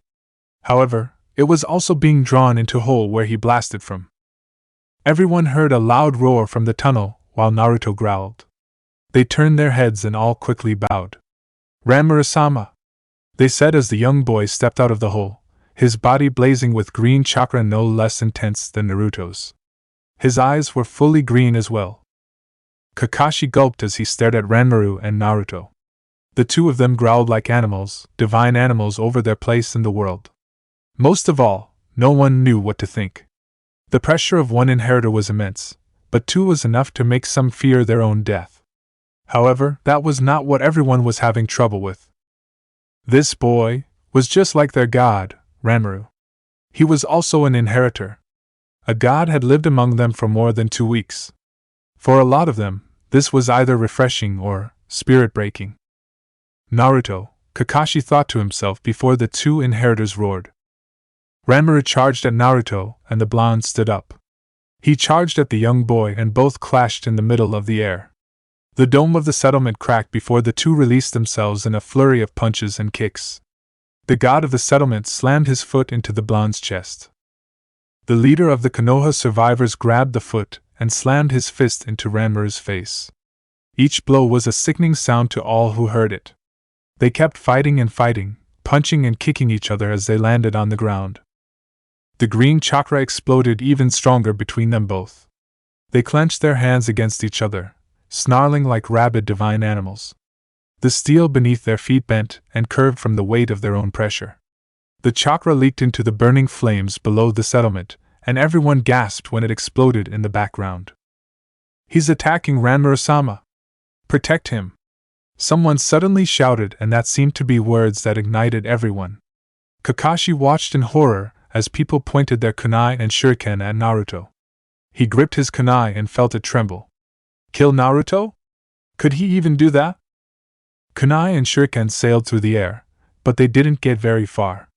The pressure between Naruto and Ranmaru was so great that no weapon could sail for long before they dropped to the ground. Ranmaru rolled his head back and slammed it into Naruto's forehead. Both snarled before Naruto clenched his fist and buried it in Ranmaru's stomach. The purple-haired boy gasped in pain before he slammed his fist into Naruto's face. The young boy's arms surged with chakra before he sent the Kyuubi Jinchuriki flying through the settlement and into one of the tunnels. The rubble crashed behind Naruto, but he quickly stood up. He punched chakra into his legs and blasted forward. Ranmaru's head whipped to the side as blood spat from his mouth when Naruto returned the blow. He swung left. He swung right. People could only watch helplessly as their chakra was drained between the two of them. Ao couldn't even maintain his Byakugan anymore. Someone tried to assist Ranmaru. He jumped through the air, a kunai in his hands. However, before he could even get close to the both of them, his skin suddenly shriveled up. Had anyone been able to see it, then they would have seen chakra get pulled out of him so fast that his body lost all of its vitality with it. Before he touched the ground, he was dead. The chakra around them is so heavy, if anyone gets close they just die. It's like a horror movie, Kakashi thought. He didn't think he had to tell anyone to not interfere. Everyone seemed too scared to do so anyway. Naruto punched Ranmaru and blasted the young boy into the wall. The god of the settlement snarled, the green chakra in his eyes flaring, but he could only watch as Naruto slammed his fist in his face again. The Kyuubi Jinchuriki then raised his foot and slammed it into the boy's chest. The boy coughed, but Naruto kept slamming his foot down. He buried the boy deeper and deeper into the wall. When he raised his foot again, he went for another slam, but Ranmaru caught his leg. His body quickly coated itself in lightning chakra. The ground behind him crushed itself to pieces.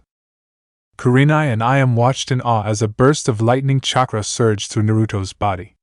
Ranmaru grinned as he watched Naruto's face contort in pain, but that grin quickly turned into a scowl when the teen's lips curved upwards. He circulated the chakra through his body and the lightning thrashed around them both.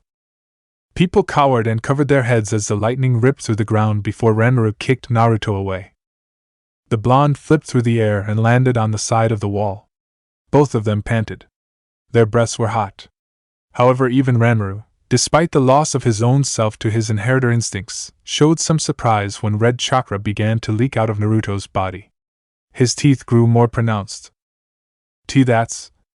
Ao thought while Kakashi cursed. The Kyuubi's chakra. So Naruto was trained to use it even during this time. An inheritor and a Biju's host.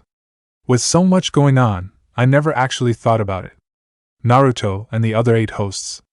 How powerful are they? He thought before he noticed Naruto's speed through hand science. Ranmaru quickly formed his own hand science. The two took a loud breath and blew flames so bright that everyone could feel their heat as they clashed together. Go Ranmaru-sama! Defeat the false god! Someone shouted, but Kakashi shook his head. No, Ranmaru's gonna get overpowered, Kakashi thought. His words proved correct. The combination of the Kyuubi's chakra and the green chakra proved too much for Ranmaru's fire jutsu. Naruto pushed him back and the purple-haired boy was forced to jump away. He landed on the ceiling and charged for Naruto. The young man all but crashed his body into Naruto's as they fell down a hallway. The tunnels exploded one after the other, but no one dared go check them. Fear of their own interference, and the death of one of their forces stayed their hand. Araiga-sama! Someone called. People turned their heads and they saw the green-haired man crawling out of the hole Ranmaru had appeared from. He was battered and bruised. He cursed as he dragged himself up. Kakashi, Ao, and some of the other settlement commanders appeared in front of me. Raiga-sama, what happened? Ao asked, helping the man to his feet. Raiga pushed him off and leaned against the wall. He glared at Kakashi and grabbed his collar. Kakashi, when this is fucking over, I want you gone. I want each and every last one of your Konoha fucks out of my community. You swore to me you'd take responsibility for this brat. It's only because of your damn contributions that I don't behead you where you fucking stand. If that bastard kills Ranmaru, I'll make you watch as I skin him and those sluts of his alive. Raiga scowled. Kakashi, however, was strangely silent. When was the last time someone spoke to him like that? In fact, when was the last time he dared let anyone speak to him like that? The former Jonin clenched his fists. Ao and the other commanders slowly moved to intervene before they all froze. Understood, Kakashi said, his visible eye showing the most cold, ruthless, intimidating glare any of them had ever seen. Not even the former Jonin from Kiri had seen such a gaze in the 2 years that he'd worked with the former Konoha Nin. It was then that they all remembered his name by his other known epithet. White Wolf Killer Hatake Kakashi. Everyone heard an explosion again. They turned their heads and everyone saw a massive, red chakra arm explode out the walls. It grabbed Ranmaru and slammed him into the walls. More rocks and giant stones fell into the fire below. Reiaweya! Naruto screamed as he swung his arm and bashed the purple-haired boy from one wall to the next. With a free arm, Ranmaru released his own chakra arm. Unlike Naruto's red claws, these ones were green, and Raiga gawked. Through the years that he'd trained Ranmaru and done jutsu with him, he'd never seen something like this. But why are they fighting? They've only met each other today. They both went crazy as soon as they laid eyes on each other, Raiga said more to himself, which got everyone's attention.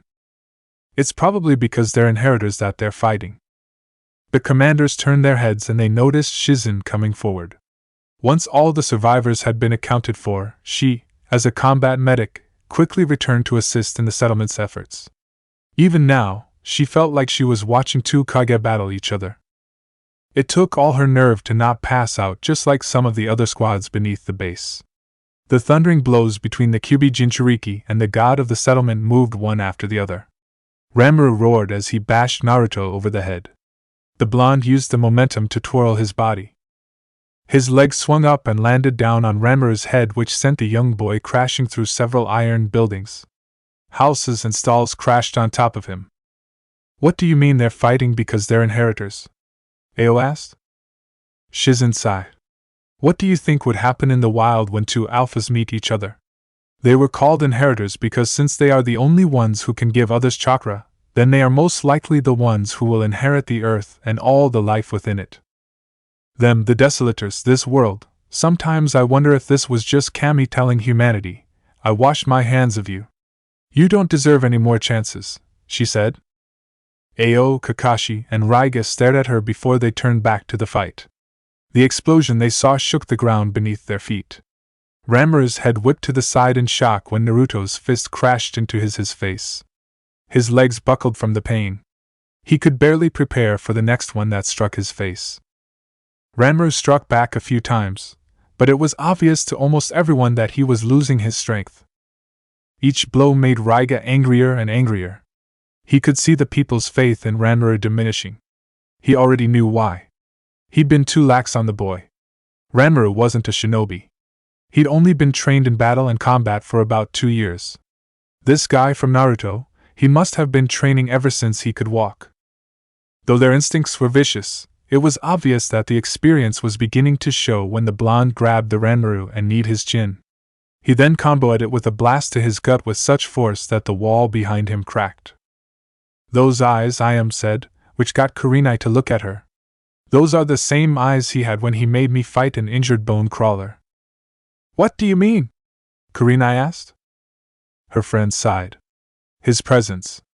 It was godly and scary at the same time, yet I found myself unwilling to disobey him. No, maybe it's even stronger than that time. I don't know why they're fighting, but I think Naruto's going to kill him if they don't stop, Iam answered. Kurenai frowned before she heard the shattering boom of Naruto crashing fist after fist into Ranmaru's chest. The young man coughed as a stream of blood fell down his lip, but Naruto didn't cease. His anger, his hatred, his fury was not to be dissatisfied. He couldn't stop. He didn't want to stop. Stamp out the false god. Crush it beneath his foot. This boy, who gave him the authority to bare his fangs at him. The blonde was ready to strike again, but Ranmaru's green chakra arm blasted the Kyuubi Jinchuriki into the wall. So much strength was put behind the blow that Ranmaru's arm bled.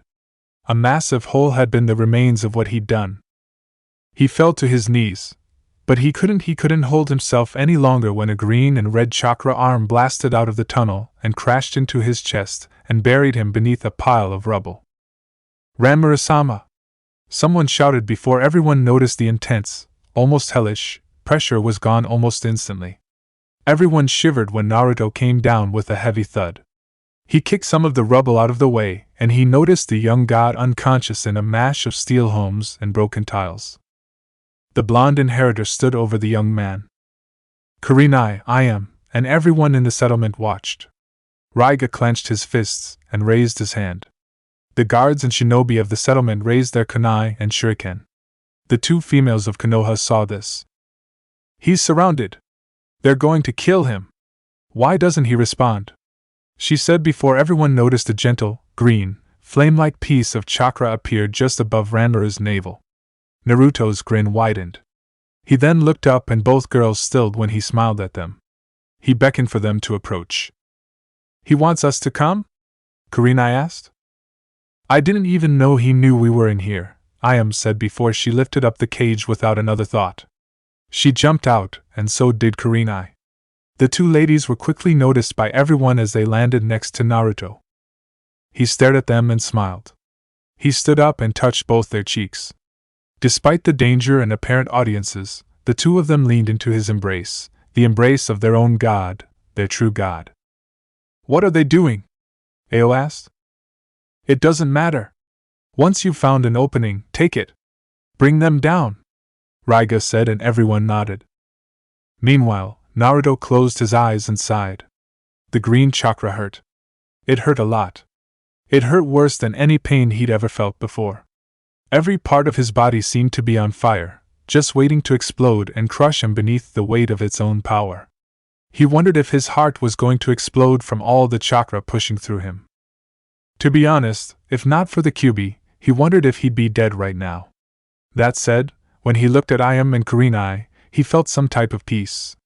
Inside them, he could see tiny embers just barely clinging to life.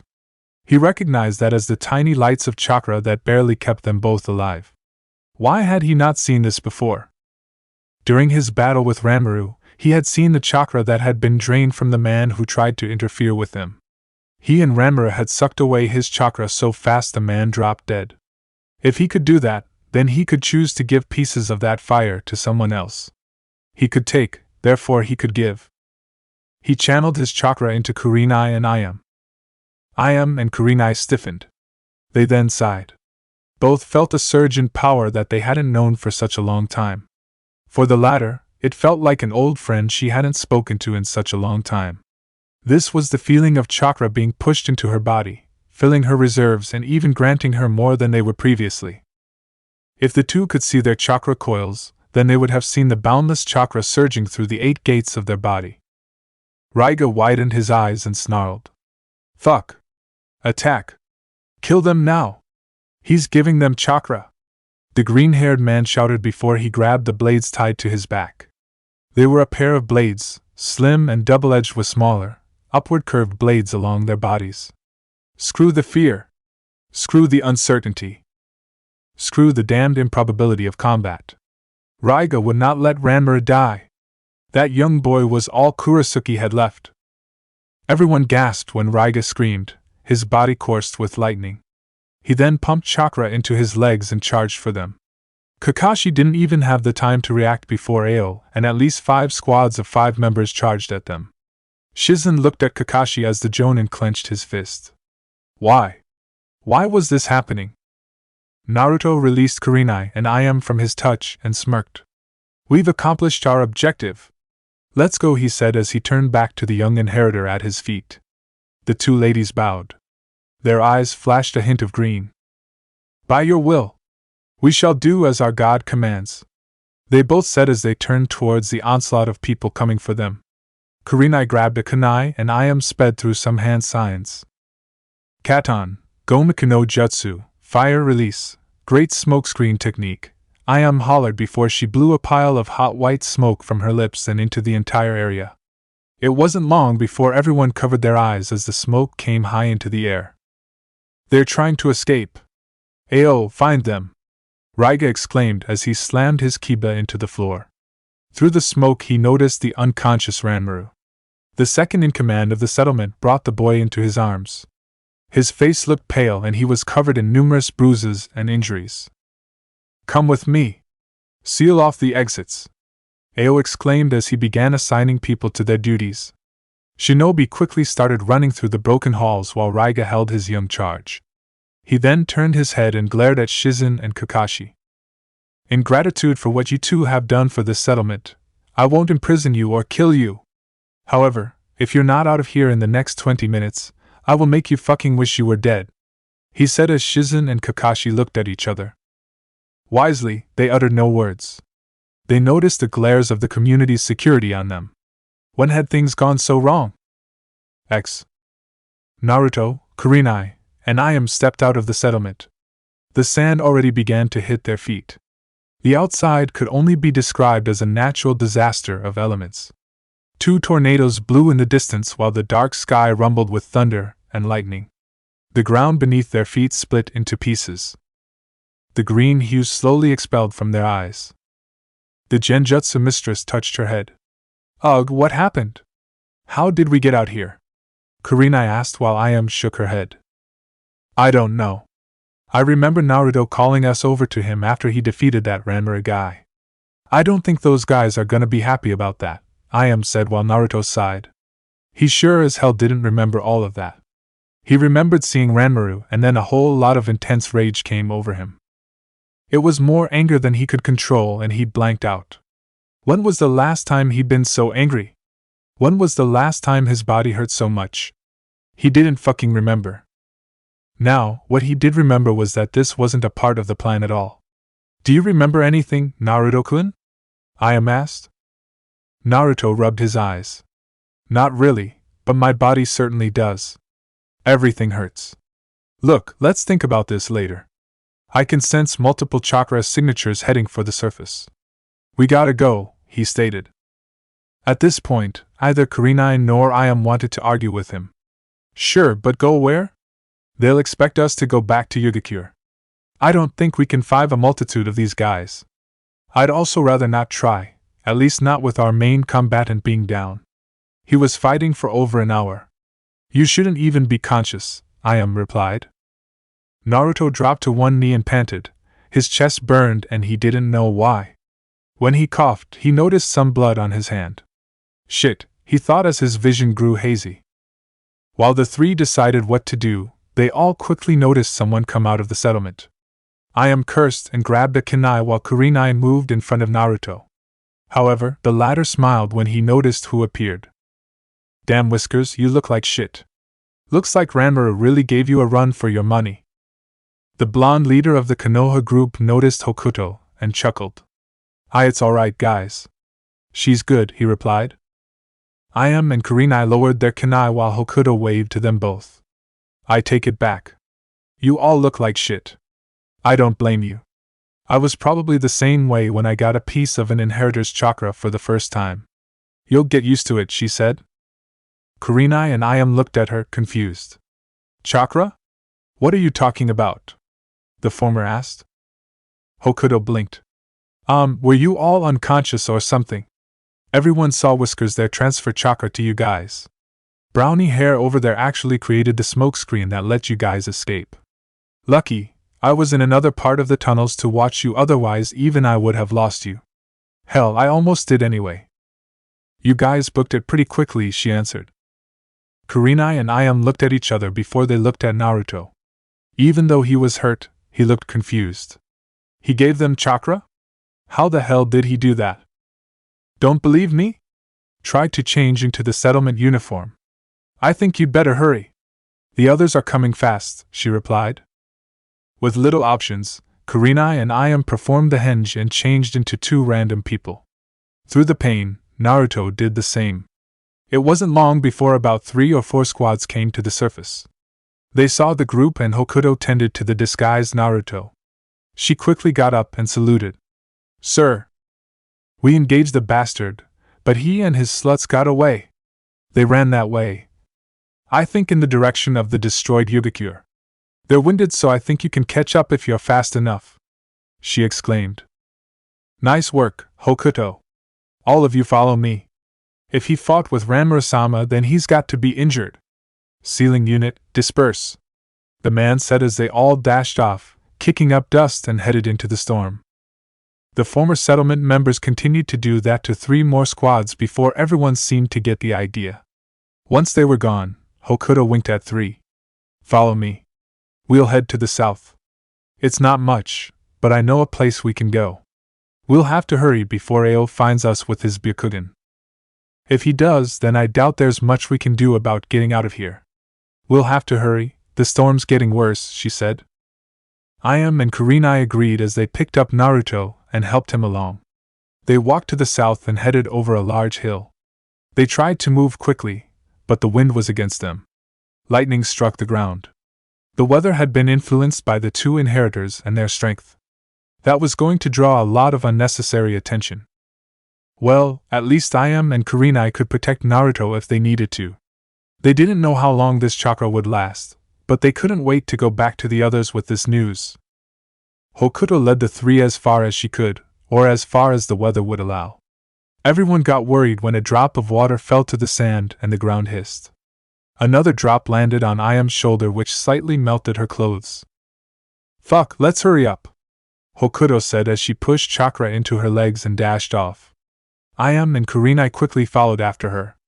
The sound of the sand tornadoes in the distance and the flashing lightning worried them greatly. Thankfully, Kami was with the 4 as Hokuto led them at least 20 miles away from the settlement. Just before the weather could get any worse, they all noticed the remnants of a small town. It was filled with only a few standing buildings.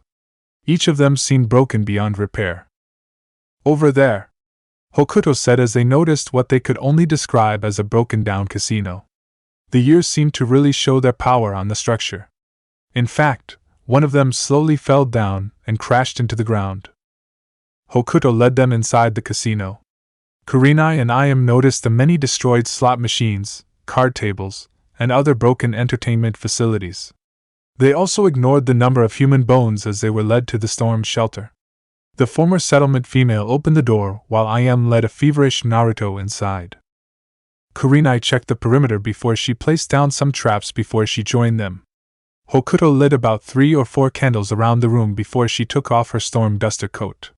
She then dropped her backpack filled with scrolls of many supplies that she'd been given to the floor. "I found this place during one of my squad's excursions to potentially check our borders. This place was one a nest for some creatures and we abandoned the idea of coming here. I figured this was a good place to hide out. No one comes here, especially not if they're all thinking you're heading to Kyuubigoku," Hokuto said. "Thank you," Kurenai said while Hokuto shrugged. "Hey, Io Whiskers. I was planning to leave the settlement anyway, but thanks to him he fast-forwarded my plans by at least 10 months or so. It's the least I can do," she answered before they all heard a crash. "Naruto-kun!" Ayam exclaimed, which caused the 2 to turn around. They noticed the blonde on the ground. The brunette turned him over and they all noticed the copious amounts of sweat falling down the side of his face. She touched his head. "He's running a fever," she said in surprise. "Here, he can use this blanket," Hokuto said as she laid out a piece of cloth over the floor. Ayam placed him there inside. He gasped for air while he laid in her arms. Kurenai turned back to the freckled girl. "Are you sure we can use chakra?" she asked. "As sure as I can for now," she answered. A nod, the Genjutsu mistress reached into Naruto's pocket and pulled out the scroll that contained all of their stuff. He always kept the scrolls on him just in case they needed a quick escape. It seemed he prepared for them to leave the settlement earlier than they thought. When she grabbed the scroll, everyone shivered when they heard the boom of thunder. Hokuto peered out the window at the endless nothingness. She watched something big crash from beneath the ground and slam back down, picking up sand and dirt. The arid winds blew debris in every direction. Kurenai quickly opened the scroll and channeled her chakra through it. She groaned in pain. Now she saw what Naruto was talking about. Just using this chakra made her body hurt a little. It felt even worse than when she tried to channel it back in his apartment 2 years ago. Unfortunately, she had to persist with it. Thankfully, her pain didn't last for long before the medic supplies were unsealed. She seemed shocked at what she'd done. How long had it been since she unsealed the scroll? The two ladies looked through what they had. Well, all he has is a fever for now. Let's focus on cooling him down. We can give him this cough syrup. It's said to reduce fever along with aches and pain, but let's see where this leads, Kurenai said. I agreed. Right, but we don't have anything cold, the former ramen waitress said. While the two debated what to do with their leader, Naruto was having his own problems. Deep within the realm of his own consciousness, Naruto stilled as he looked at himself. However, this couldn't be him. This clone glared back at him with an arrogant smile. Its face was torn with green, chakra-infused scars. Its eyes were filled with green malice, and its hair was as wild as its grin. Who are you? Naruto asked. Who am I? I am your destiny, Uzumaki Naruto. The lookalike said before the darkness around them exploded in a sea of green fire. Chapter 15. My destiny? What the hell are you talking about? Naruto asked while the green-clad clone smirked. Its eyes stared into his own. I must say you're an odd one. Never before have I met someone so resistant to obtaining power when it's obviously in front of them. Never did I imagine that learning from such a host would be one of the greatest experiences I'd ever known. Everything I did, the blackouts, the settlement, the fight, the girls, it was all for you, for us. Yet, here you stand nearly throwing it all away, the clone said, circling him as it did so. Naruto grew angry. What did you do to Kurenai-chan and Ayam-chan? He asked, throwing a punch. However, he stiffened when the green clone caught the punch. Nothing that you aren't thankful for. Now, I do believe I've answered your questions. How about you answer mine? Because all this work that we've accomplished was nearly thrown away. How did you wrestle control from me during that fight? The green clone asked. Despite the scowl on his face, Naruto looked confused. What fight? Why do all of you keep talking about a fight? First everyone else, and then you. I don't remember any fight. Wait, did you do something to me? The blonde asked with the green-struck clone scowled. Of course you don't remember? You really don't remember? It asked. Remember what? Naruto asked before he gasped when the green clone clutched his head with its hand. Before he could even fight back, Naruto was assaulted with thousands of memories from when he entered Ranmaru's quarters. He saw all the fighting and destruction he caused. He remembered the screams of innocent people as boulders crashed down on top of them. He saw that one man who tried to interfere with them before he dropped dead. He saw as the battle grew longer, he started beating Ranmaru down. Then, Kurenai and Ayam joined him. He shared chakra with them and Ayam casted her first jutsu. When he was released, he grabbed the green clone by the scruff of its neck and hoisted it in the air. What did you do to me? What did you do to Ayam-chan and Kurenai-chan? He asked while the clone laughed. Is it really so hard to understand? We are meant to survive. To rule over all others. Is that not what we dreamed? To become Hokage? To rule over the common masses, decide their fate, and the fate of every other insignificance upon this wayward rock? Is that not what the Hokage does? You decide who lives, and who dies. Is that not what our Gigi did to us? It asked before Naruto roared and threw the clone through the darkness.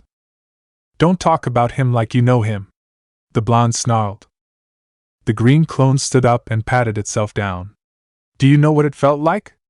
To be aware of everything except yourself? Our mind felt like it was swimming through a dark void of nothingness. However, because of you, we kept learning. As we learned, the void shrank. Our power expanded. We learned there were those like us, in different beings. Some of them just like us, others even worse than we were. Some of them are stronger than us. To not lose ourselves, we had to make you stronger. We had to keep learning. Every enemy we've beaten together, we took their chakra and our power expanded, so too did our knowledge. Why do you think we've done all this? We will not lose ourselves to your weakness. The clone shouted as the space around Naruto became hot. The Kyuubi Jinchuriki noticed a sea of green fire explode around the two of them. Do you not understand? If you do not kill them, one day they shall kill us. Yet you forced us to spare that boy. Do you not think his charge would have not fed us to him, yet your gentle nature dared not let us dominate him? People call us inheritors. It was then that we learned what our role was. We were to set you above all others, to let you rule the world, to assimilate all chakra within us that all might depend on us for their very living. We would become God. Naruto shook his head. I don't want to be a damn god. All I wanted was to keep my friends safe. I just want us to survive in this fucked up world. They all trust me. How can I expect them to trust me if another being inside me is trying to take me over? I didn't want to be a part of this, he exclaimed. This was ridiculous. Was he actually having a fucking argument with himself? It's not about what you want all the time. Sometimes you must do what must be done. You didn't want to be the Kyuubi Jinchuriki either. You think you can survive with your friends without us? How many times would you have died if it wasn't for us? When you're weak, you don't get to decide your own destiny. Do you really think we could have stayed on that island forever without someone finding us? How do you know Raiga wouldn't have sent Ranmaru to attack us? Give him what, 1 or 2 years, and how many inheritors would he have killed? You wouldn't last a chance. Even the Kyuubi agrees with us, the clone said while Naruto scowled. He swung at the clone, but it danced out the way. I gave you everything. I've tried to give you the world. When you tried so hard to leave the settlement, we were desperate. So when you met with Ranmaru, we released our anger to the other entity within the boy. Our individual anger was more than both of you could bear, and you gave into our instincts. Despite your anger, you showed leniency. So all we could do was learn, and learn. We learned more about ourselves, more about those like us, and you. In the end, for all that work, we could only absorb over half his chakra, it said while Naruto cursed. He closed his eyes and sighed. Yes, he knew that was a possibility. Given Raiga's temperament, there was no way he was going to let them go easily. In fact, he worried the man was going to have some odd plan to imprison him when he met Ranmaru. He knew that to protect his friends he needed to be strong for them, but there were people just trying to survive like the rest of them. He didn't want to interfere with people who had no offense with him. Then what about the damn bone crawlers? They were everywhere. Those should have been enough. He fired back. I had not the awareness to think of them. My consciousness developed gradually as you continued to work with me in your training. Had I known, I would have considered trying to get you to stay in Konoha or the Fire Capital. I can't even tell you to go back now since the creatures there might be stronger than even we're ready for. However, with your weakness, I wonder if you can even kill them. Are you gonna show mercy on animals now? It asked. Despite the provocation, Naruto didn't answer. He stood up and glared at the clone of himself. I will protect my friends. I will make sure they all live the best life possible. I swore that to Tsuchiyaji for Ayam-chan. They all trust me and I'll never go back on my word. You are not my destiny nor my fate. I'll protect them in my own way. I'll do things the way I want to, not the way you will, the Kyuubi Jinchuriki said. Suddenly, the green-clad clone frowned. Its eyes burned with silent fury. It looked at him almost knowingly. Very well. We won't interfere anymore. However, when you ask us for help, we will not offer it. When you face a desolator, we will not take control. When your friends die and lay in pools of their own blood from your weakness, we will not answer your prayers. Just remember your words to us when your enemies prove stronger than you. Remember that we gave you the chance, it said before it vanished away. Soon, the void around the young Uzumaki started to clear up as he covered his eyes. A groan, Naruto opened his eyes and he noticed he was in some kind of cellar. When he leaned up, he saw a dry rag fall from his head. He noticed he was alone. The sound of howling wind seemed distant in his ears outside the window. He thought he heard some kind of can blowing in the distance. When he turned his head, he noticed a water basin and a vial of medicine. Ugh, was that a dream? My head really hurts, Naruto thought with a groan as he scratched his scalp. He looked around the room. Broken metal shelves laid on one side. Fractured lights were etched into the ceiling. He noticed the smell of something stale. It might have been the towels. It might have been the pots and pans. It might have been him. Who even knew anymore? Despite some soreness, the blonde managed to get to his feet. We are meant to survive. To rule over all others. Is that not what we dreamed? To become Hokage? Naruto rubbed his head. As the covers fell off him, he noticed he was in his shorts. He stepped away from the bed and walked over to the cellar window. When he looked outside, he saw a land filled with beautiful long grass. It was very long grass. It looked like it went all the way up to an average person's neckline. He could make out some kind of structure being consumed by vines, but he couldn't tell what it was. The blonde moved his eyes from the window and back to the room. He noticed his backpack. That at least brought him some solace. He then heard footsteps from above him. They were headed in his direction. The cellar door opened and he relaxed when he heard the voices of those entering. Well, we didn't get a whole lot. I think we'll have to think about alternative methods.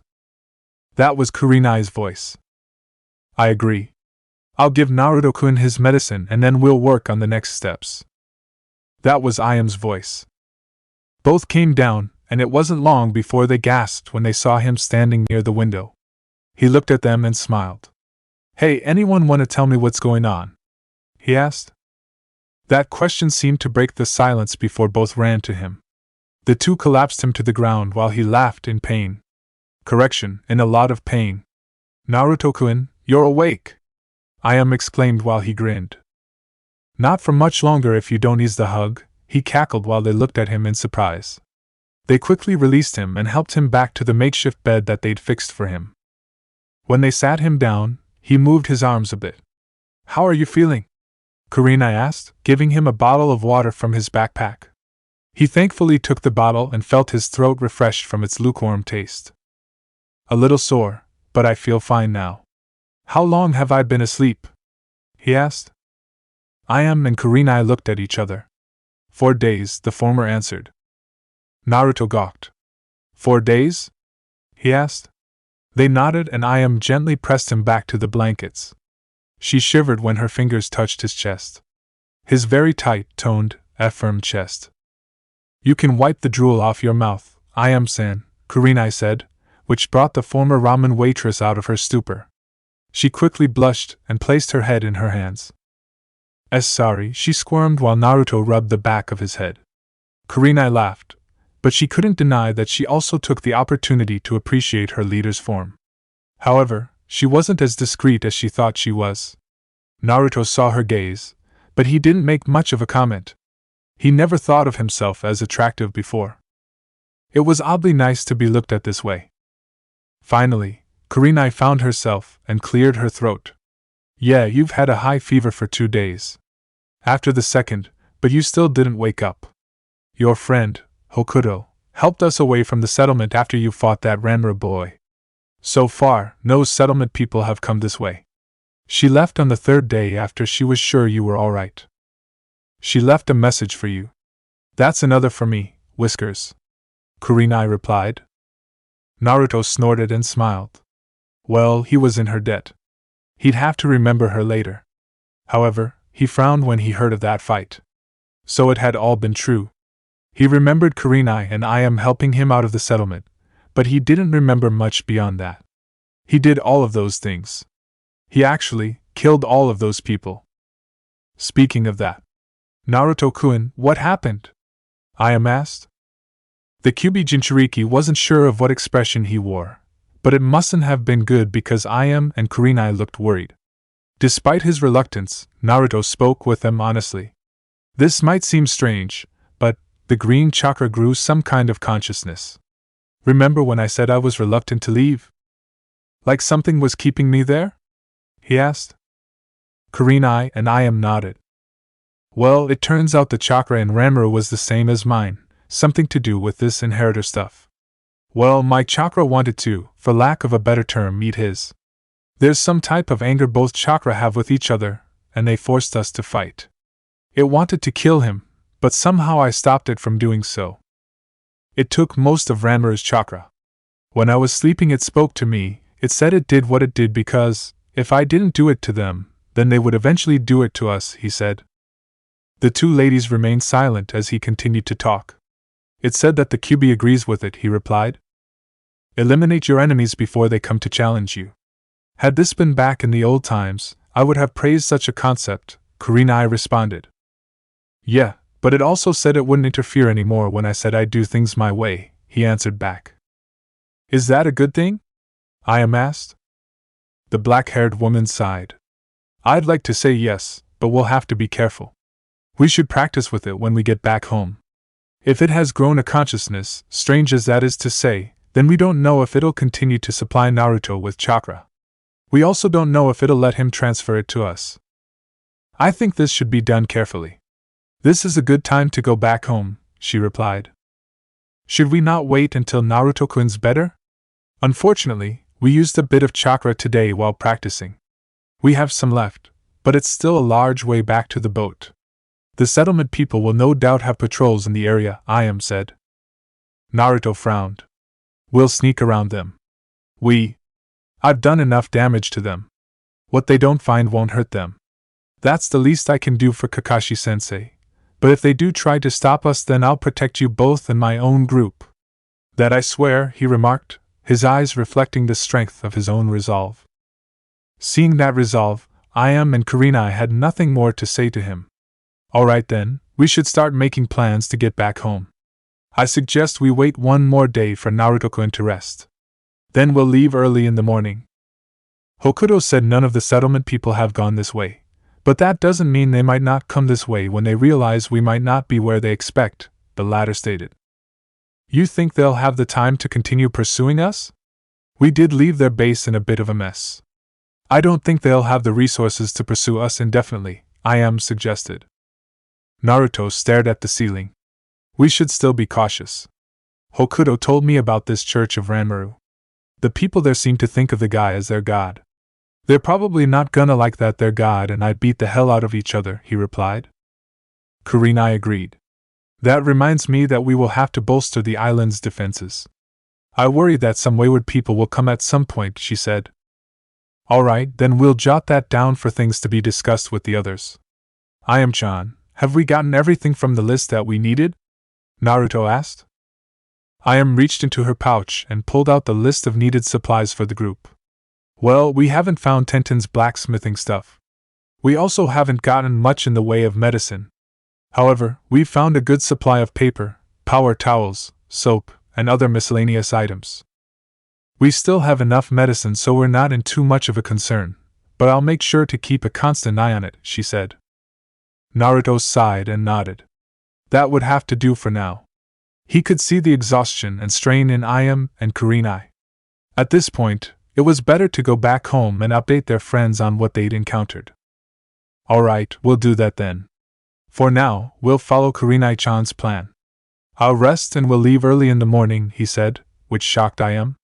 When Kurenai and Naruto looked at her, she smiled. I'd bet a lot of doctors and nurses would be shocked to hear you say that. News of your escapes from the hospital were infamous around Konoha. You caused a lot of people headaches, she replied. Kurenai laughed while Naruto pouted. Look, I don't like needles. I had better things to do than lay in a bed waiting for people to tell me I was alright. He fired back, which made them shake his head. They then left the room to allow him to change. As they did so, they walked through what had been their home for the past 4 days. The walls around the casino seemed so broken. A distant howl ran through the cracks inside it.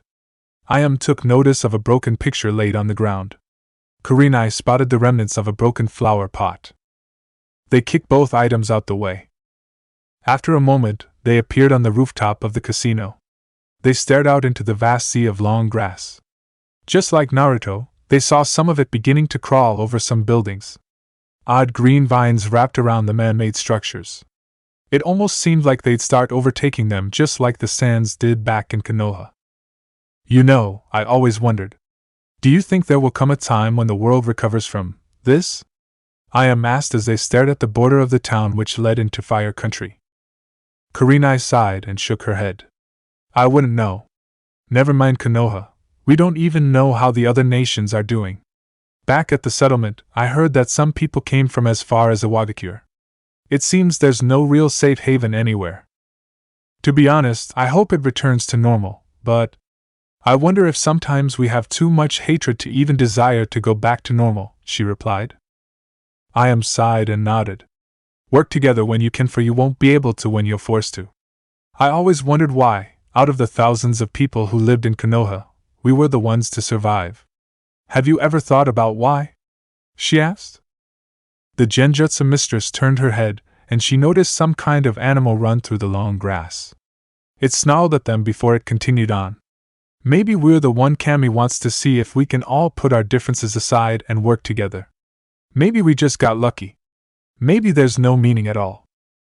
If this is a test by Kami, then clearly we're not off to the best start.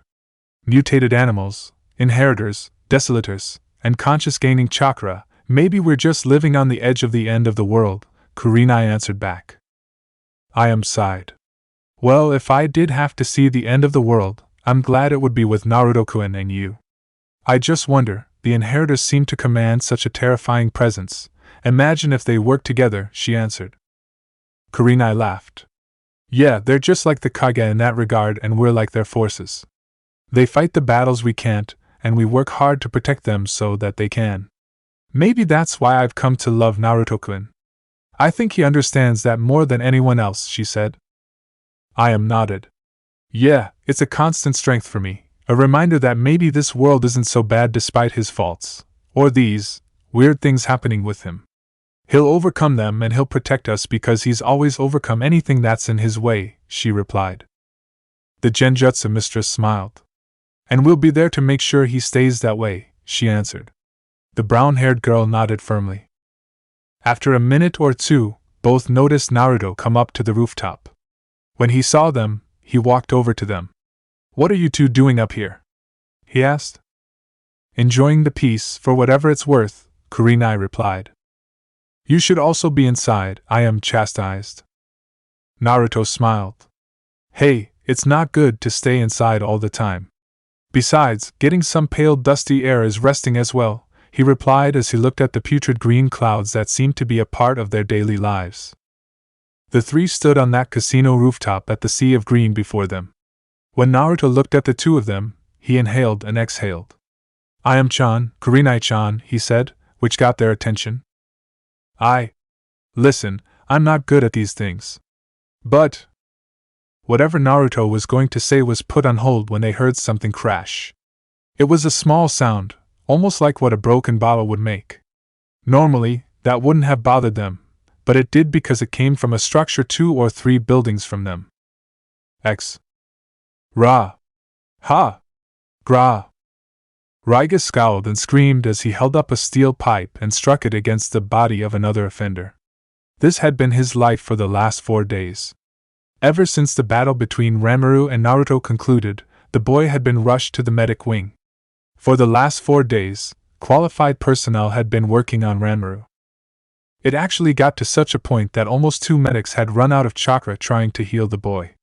It got worse because Ranmaru couldn't give them chakra back. He was way too injured. Not only that, but the entire settlement was in shambles.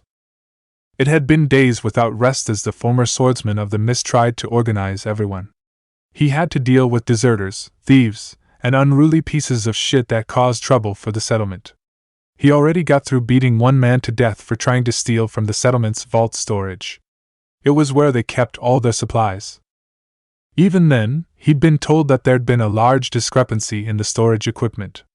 A lot had been stolen, and he had no idea who did it. It was just all a fucking mess. Sometimes he couldn't tell if a person either defected or they just died. That fucking blonde bastard. I'll kill him. I'll fucking kill him. Raiga snarled. Arai, Jie-sama, SSD stop, please. Bam! Raiga panted as he swung as hard as he could. The sickening crunch of bone against steel surged in his ears. He swung again, and again, and again. Sweat poured down his face. His bloodshot eyes glared at the mangled, beaten mass of flesh. Blood dripped off the end of his steel pipe. His blood boiled before there came a knock on the iron door behind him. Raiga-sama. Go away! The green-haired man shouted as he wondered if he could still summon the strength to break down the person in front of him. He'd been doing this for God knows how long. He lost count of the hours. Apologies for the disturbance, sir. But I was tasked with an update on Ranmura-sama. He's stabilized, the person said. That was better news that Raiga was expecting at the moment. Hell, that was something he needed just to ease his damn mood right now. He surveyed his work. He then turned around and grabbed a towel from a hanger. He wiped the blood off his hands and opened the door. Wisely, the attendant didn't comment on the 10 other bodies beaten and bloodied by the settlement leader. Ranmura will live? He asked. He's very weak, sir, but yes. He'll make a full recovery. We've also continued getting the settlement under control. We're still missing a few members, but we believe they'll be located in time. We're fortunate to have Ao-san with us, but without Ranmura-sama, his Byakugan will keep reducing his mana, the attendant said with a firm salute while Raiga wiped the sweat from his face. Tell Ao that he'll be given a 20 kanai pay raise if he continues to do a good job. The loss of Kakashi and Shizen has hurt us, but I've had enough of fucking Konoha Shinobi. How has the search for Uzumaki Naruto gone? He asked. The attendant looked nervous, but cleared his throat. Nothing on the false god yet, sir. However, he will be found. You can rest assured. Once he's been located, you shall be the first to know. So what you're saying is, he hasn't been found yet? Raiga asked. Confused, the attendant shook their head. No, sir. He hasn't. The attendant suddenly screamed as Raiga slammed his steel pipe into their skull. The power behind his swing splattered the brain from the attendant over the wall. Their body twitched and spasmed before they fell to the ground dead. That wasn't the fucking answer I wanted, he snarled before he glared into the dark tunnels. Uzumaki Naruto, I'll make you suffer for what you did to Ranmura. Suddenly, 2 men appeared behind him. Raiga-sama, the Church of Ranmura is very upset. They are talking about sending out some more loyal zealots to hunt down Uzumaki Naruto and his harlots. Should we allow them to do so? The one on the left asked. Fine. Send out whoever they fucking want. I don't care. Also, find someone to fucking clean this up, he said. The 2 bowed and then vanished. I and Kurinai placed some gear on and gathered kunai and shuriken. They quickly placed on their headsets while Naruto did the same.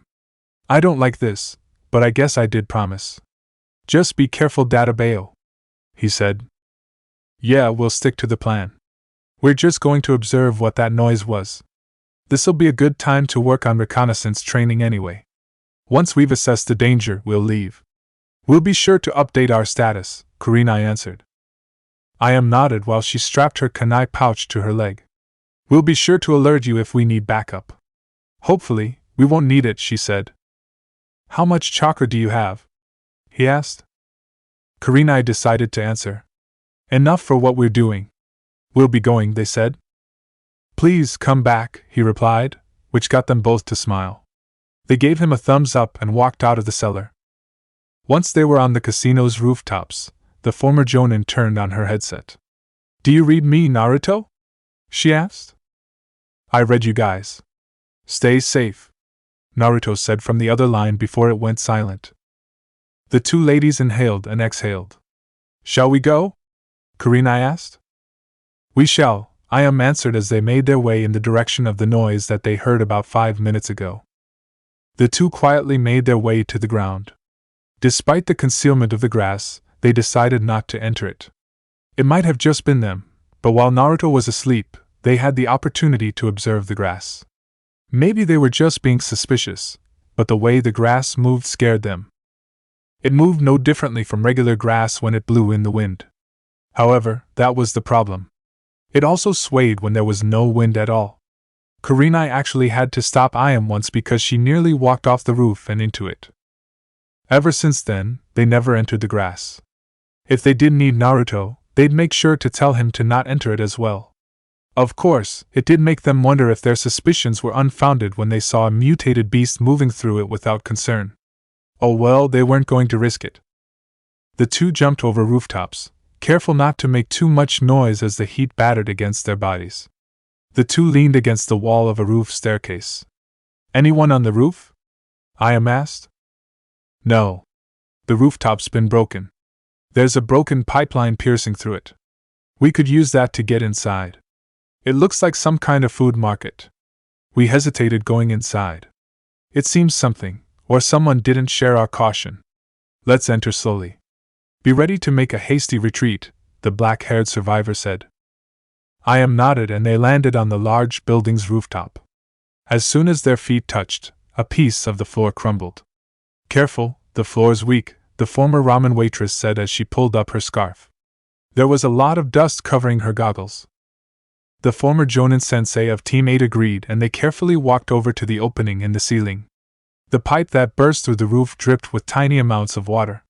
"Masks up," the former Jonin said. The two pulled up their masks. Kurenai tested the iron pipe. It seemed steady enough, but the way it creaked made IM hesitant. "Well, this'll be a good time for you to try your chakra control. Try channeling your chakra to your feet. It will help you stick to the pipe. However, let's go one at a time. I don't think I'll support the both of us." "Watch me," the former Jonin said.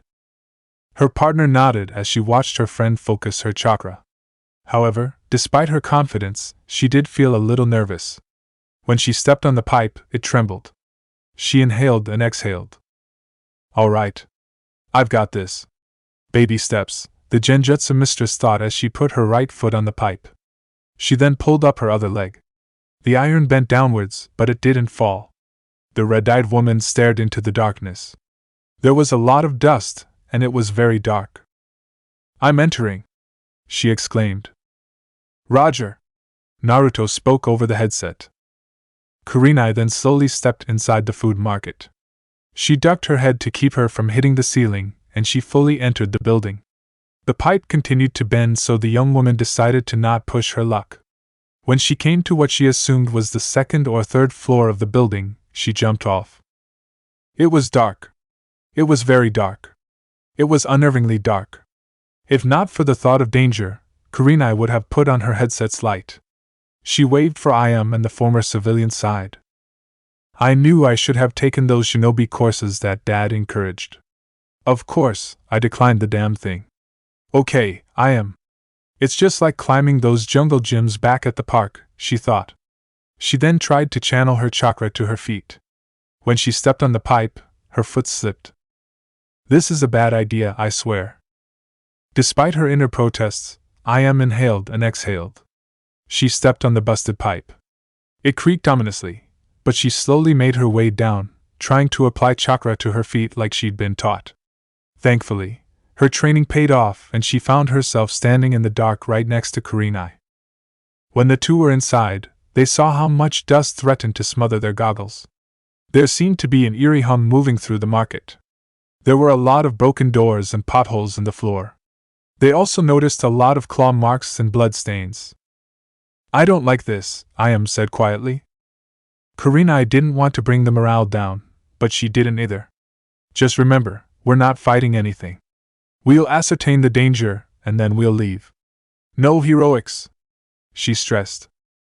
IM nodded. "No heroics," she answered back as they quietly moved through the supermarket.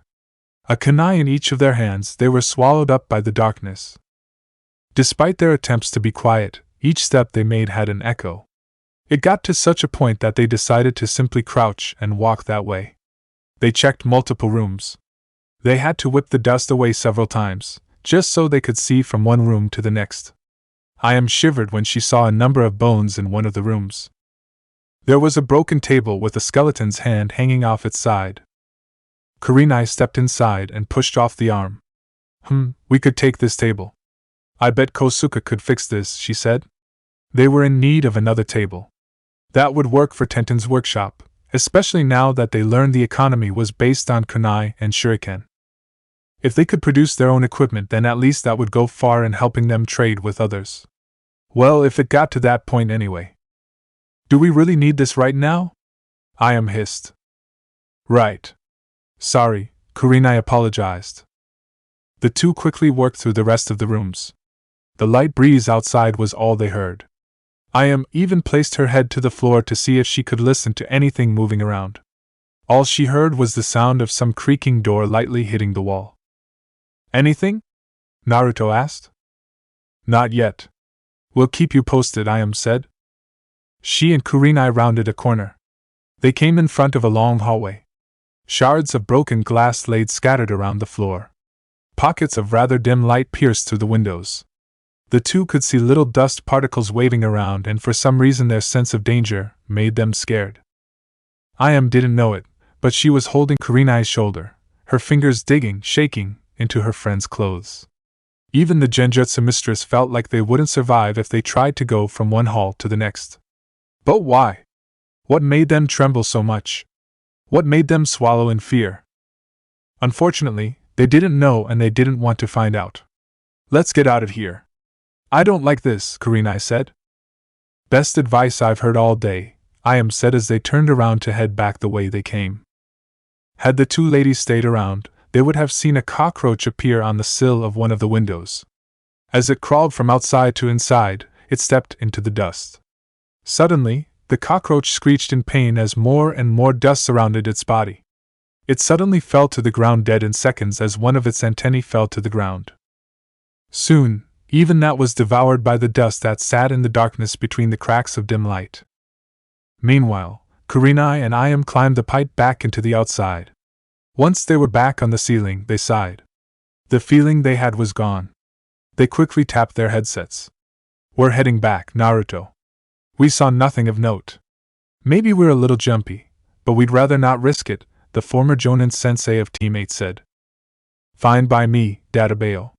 Nothing's over here, so you're free to come back, he said from the other line. Roger that, Kurenai answered. The two ladies nodded and ran back home, hoping to entirely forget about the fearful experience that they just had. Of course, they wanted to know what made them so scared, but they also didn't as well. Sometimes, knowing too much was a bad thing. Thankfully, they came back without any problems. They stared at their attire. Their clothes were covered in dust, and they spent the better part of their time cleaning them. The rest of their day was spent playing cards. Naruto asked them about the market, but both merely wished to let it go. He could tell something was wrong because every so often, they stared in the direction of the market. However, he decided not to bring it up. He also decided not to bring up the conversation from last time. Instead, the day went by without incident. Naruto rested through the night, and the next morning came. Feeling much better, they packed up all their things. Naruto took some more medicine and they were set to leave. Ready? He asked. Yup. I can't wait to go home. I hope we don't deal with anyone else for a long time, Ayam sighed happily while Kurenai laughed. Agreed, she said as they walked out of the cellar. Well, let's not keep you ladies waiting, Databeo. Let's head out, Naruto exclaimed as they entered the casino's main lobby. Just like yesterday, there was a nice breeze moving through the land. It seemed like a good day for travel. The three stepped outside. They'd gotten used to the dusty air.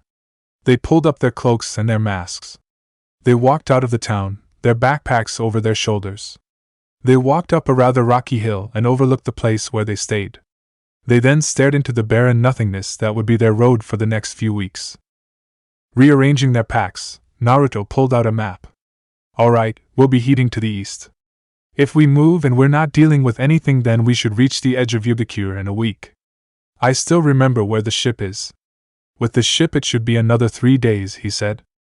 The two girls nodded. And the settlement? Ayam asked. We'll do what we gotta, he answered. With that, they both nodded and the trio walked through the last vestiges of what was once their world. The sand beneath their feet, a pleasant breeze on their faces, they walked to the point where they couldn't even see the place where they rested. A large hill of sand in front of them, Naruto, Kurenai and Ayam sighed. The sand was so soft it was hard to move sometimes.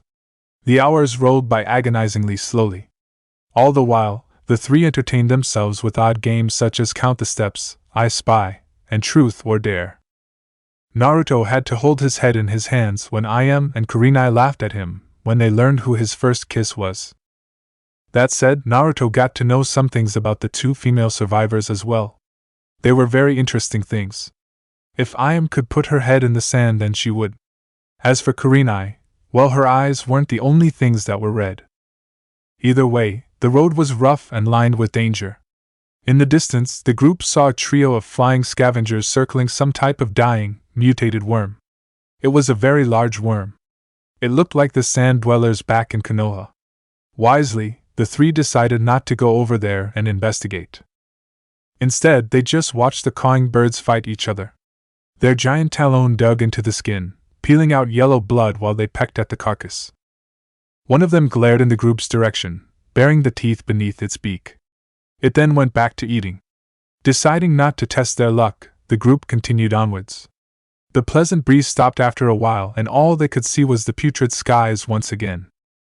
The yellowish-green clouds continued to bar the sun from them, but definitely not its heat. That said, the three were thankful for their training.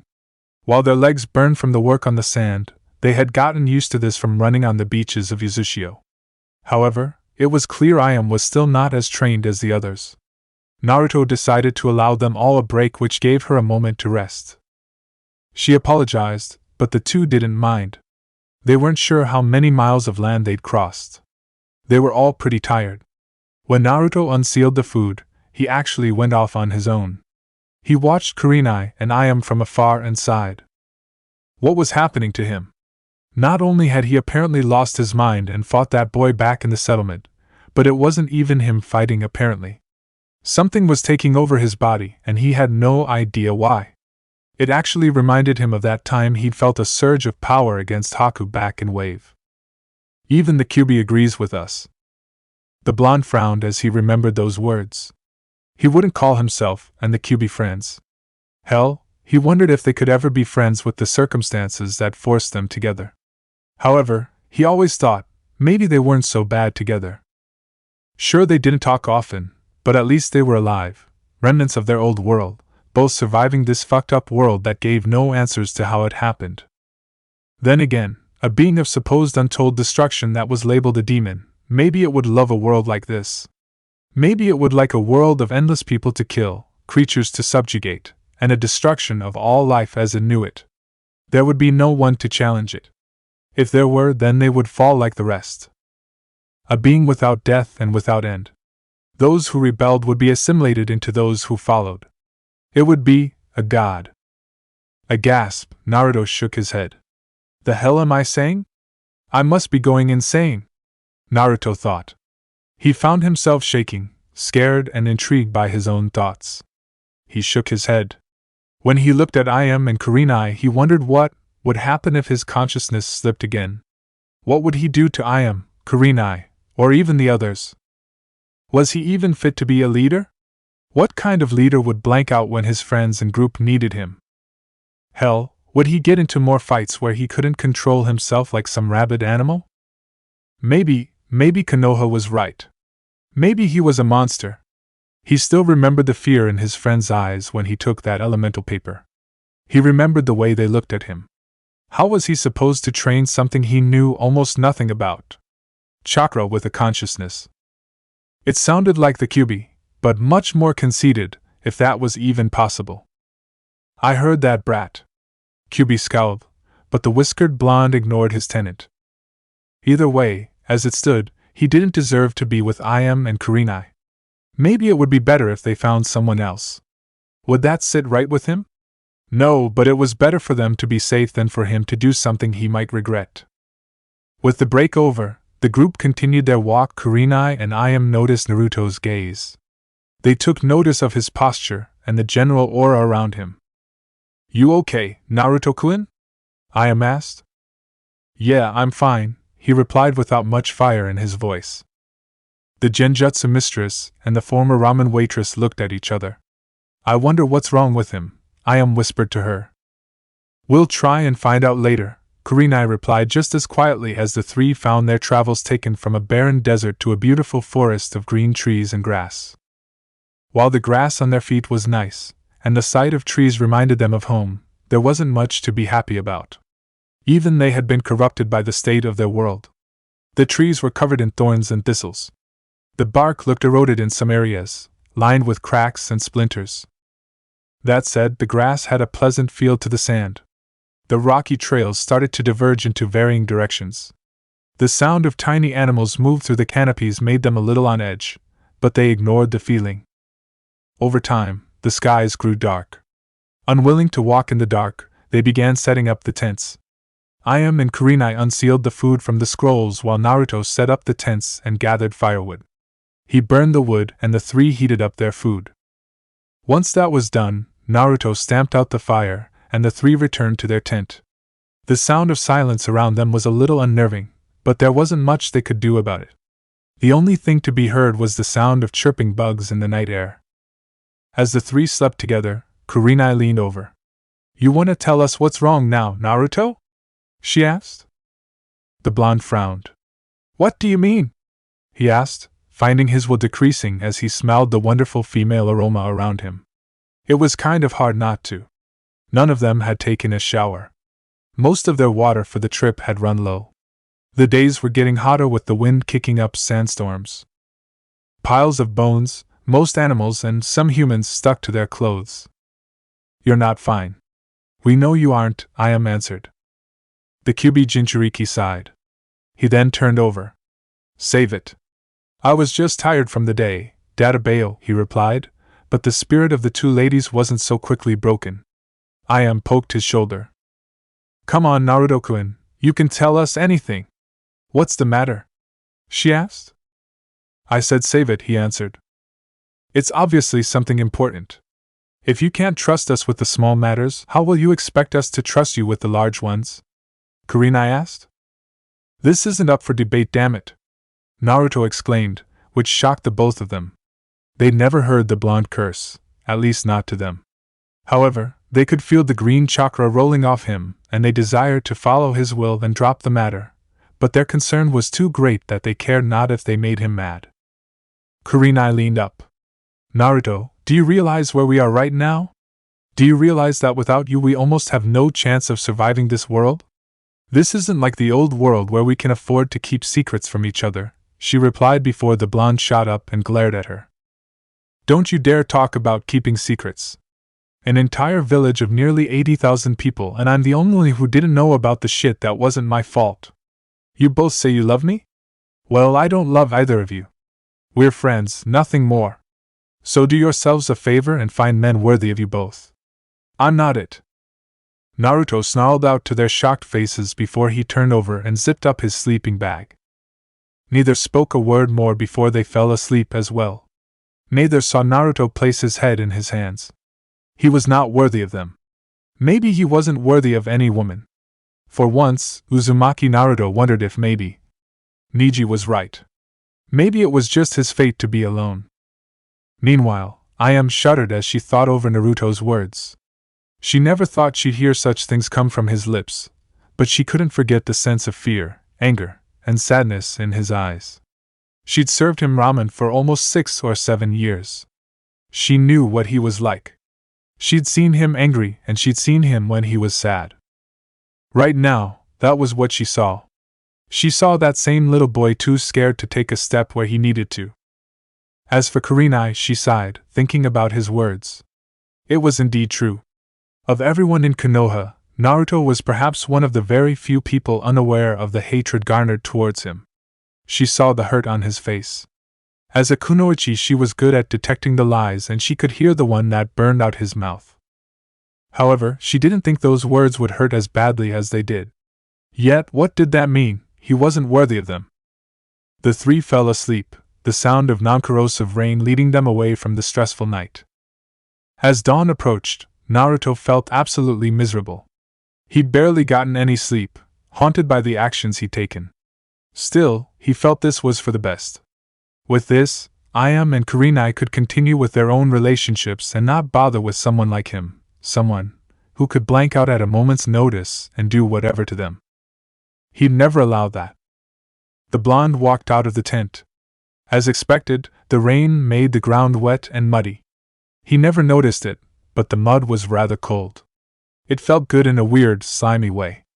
The three had been walking through so much sand, he couldn't remember the last time he had to deal with mud. The Kyuubi Jinchuriki held up his hand. It was covered in the dirt of the ground. It reminded him of the city of dust, dirt, iron, and steel that was the settlement. That other inheritor, his blood and the dirt around them stuck to the blonde's hands and arms. The many people they'd killed because the instincts between them were too strong to be contained. He sighed and rubbed the dirt off his hands. He wanted to make a fire, but decided against it. They didn't know if they were alone. Just last night was risky enough. It was a shame, but they'd have to do without. That said, Naruto wasn't going to eat his food with muddy hands. So, he unsealed a water jug and some soap. He then washed his hands before he unsealed the food. A simple bag of chips, some protein bars, and maybe a sandwich. He sat on a rock and took out Im and Kurenai's food as well. After about 5 minutes, the two stepped out of their tent, their hair as messed up as their moods. They spotted Naruto eating silently. They decided to adopt the same mindset. There was no pleasantry or conversation between any of them. In fact, they all felt rather awkward for different reasons. Naruto didn't know how to act now that he'd said the words that he did. Im wondered how best she should broach the subject of what the blonde meant last night. Kurenai thought of what she could do to help Naruto come to terms with what happened to them, and how they would be different. All in all, it was a very stressful breakfast, but the three couldn't afford to not speak with each other. Naruto took out a map. Unfortunately, it was a pretty old one. Alright, we should be about here. We're right in the south middle of Kyuubigoku. If we have 3 more days, then we'll make it to the shoreline. We'll have to pass the tar pits, he said. Im shivered. Good thing we have our gas masks. I still remember the smell of those pits, she replied before she bit into her sandwich. Should we walk down from them? The smoke might cover us from the settlement if we don't wish to fight. We made sure the boat wouldn't be discovered. We should also make sure there's no way for them to track us once we leave. If I still have the chakra, I'll put a genjutsu over the boat. Just make sure to not use too much noise, she answered. Naruto and Im nodded. Once their plans were made, the three packed up the tent and grabbed their backpacks. They then continued on their way. The sound of the swaying trees, and the crunch of fallen leaves, the small group stayed silent, unwilling to speak to each other. The minutes seemed to roll by so slowly, each of them in their own thoughts. So many times now, and even last night, Naruto agonized over his decision. What was he supposed to do? Humph, you're so pathetic. All you humans are. For varying reasons, you always crave power. Power to protect, power to kill, power to take revenge, power to change the world, yet when you have it you become scared like a bird too afraid to spread its wings and fly. What the hell is wrong with you? You're sickening me more than usual. The Kyuubi said while Naruto frowned. I wouldn't expect someone like you to understand what I'm feeling. You might be able to kill hundreds of thousands without caring how it affects you, but I'm not. I wasn't planning that fight. I was going to leave silently without hurting anyone. I had no reason to fight anyone there. Who knows how much trouble I put Kakashi in. Even that Shizen lady. They both helped us and all I did was make things harder for them. Let me guess, you think I should just cleanse the earth of every walking sentient being so I can be just as alone as you, the blonde fired back while Kyuubi chuckled. Well, the first part of that intrigues me, but you keep this up and you'll be just as alone as you were all those years ago. Besides, while it'll take me some time to reform, I'll leave forever. I've got nothing but time to watch your kind waste away. You claim you're not worthy, then you just accept that and wallow in your own self-pity? What happened to the Naruto that wanted to prove himself? What happened to the brat that, when people thought he deserved nothing, he forced them to believe that he did? Clearly, you've grown up, and not in the good way, brat, the fox said as its tail swished around lazily. Yeah, alright. Then let me ask, did you like it when the Sharingan took control of you and made you do whatever you didn't want to? Naruto fired back. Watch it, brat. You're accusing me when you know nothing of what I've been through, the Kyuubi replied, his voice a low simmering anger just waiting to explode. Naruto noticed this and held his head down. And what if what happened to you, happens to me. I blank out again and I don't just fight some enemy. What if I attack Kurenai and I am, or even the others? And who's gonna protect them if you don't? You're gonna not use the chakra in some vain attempt to keep yourself in control? I hate to tell you this, brat, but without you, your little friends are basically walking death row inmates. Now let me guess, would you rather they leave you and your mates meet with some other male or female inheritor? Why don't you just go back to the settlement, prostrate yourself before their leaders? If you don't want the power, I'm sure that boy will take it. Your mates will then be his own personal slaves, tending to his every desire as he grows older and older, while you're forced to deliver his food and watch, and just watch. You'll watch over and over and over just because you're too scared to. Shut up, Naruto said with a snarl. What? I thought you were fine letting them be with those worthy of them? What do you care if it's another inheritor? If they're fine with it, what can you do about it? You'll lose your inheritor status and they get a man or woman not scared to use the power, one worthy of them in their eyes. That sounds like all you wanted. Am I right? Naruto's scowl deepened. Meanwhile, Ayame and Kurenai, obvious to the taunts of the Kyuubi in Naruto's mind, could tell something was wrong. They were shaking. They were afraid for the chakra rolling off the blonde's body was enough to nearly bring them to their knees. They could barely hold their consciousnesses together.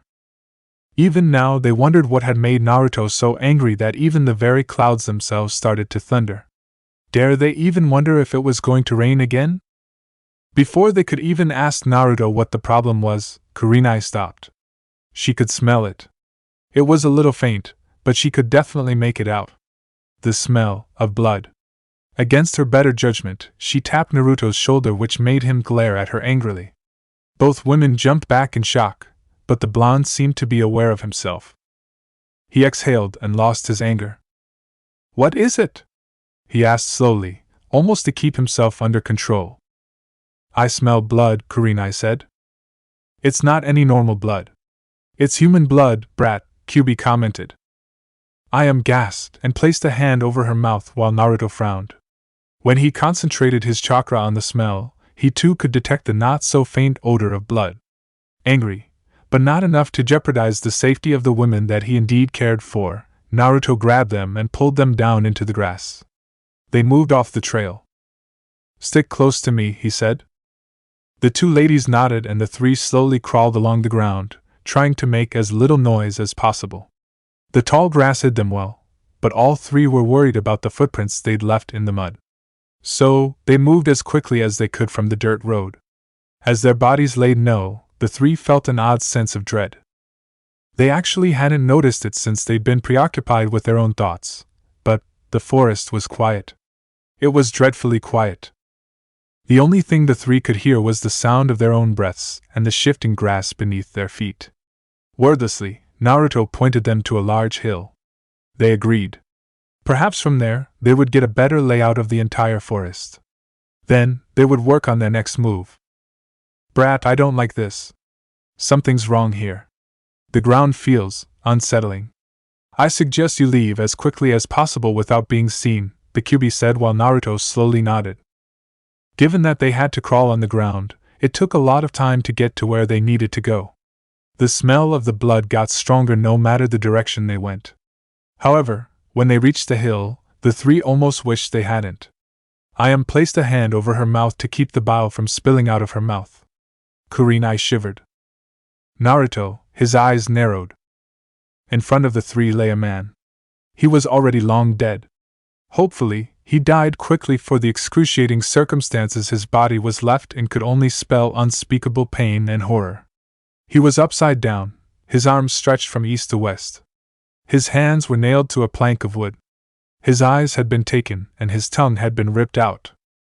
His ears had been taken. All of his teeth were stripped from his mouth. Like a macabre display of art, this man's body was twisted in a way that none of the three had ever seen from anywhere else. His feet were nailed together, pointed at the sky as evidenced by his upside-down stance. His stomach was cut open, flies and maggots feasting upon his innards, while the rest of his body was covered in deep lacerations. If the blood loss didn't kill him, then the infections did. All of this while he was impaled through his head and out the end.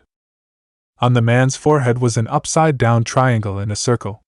Though Naruto and IM didn't know what the symbol meant, Kurenai did. She'd helped in investigations regarding this symbol many times before she got a genin team. The symbol of Jashin, the wicked god of slaughter. That's it for part 7. Thank you for watching and see you in the next video.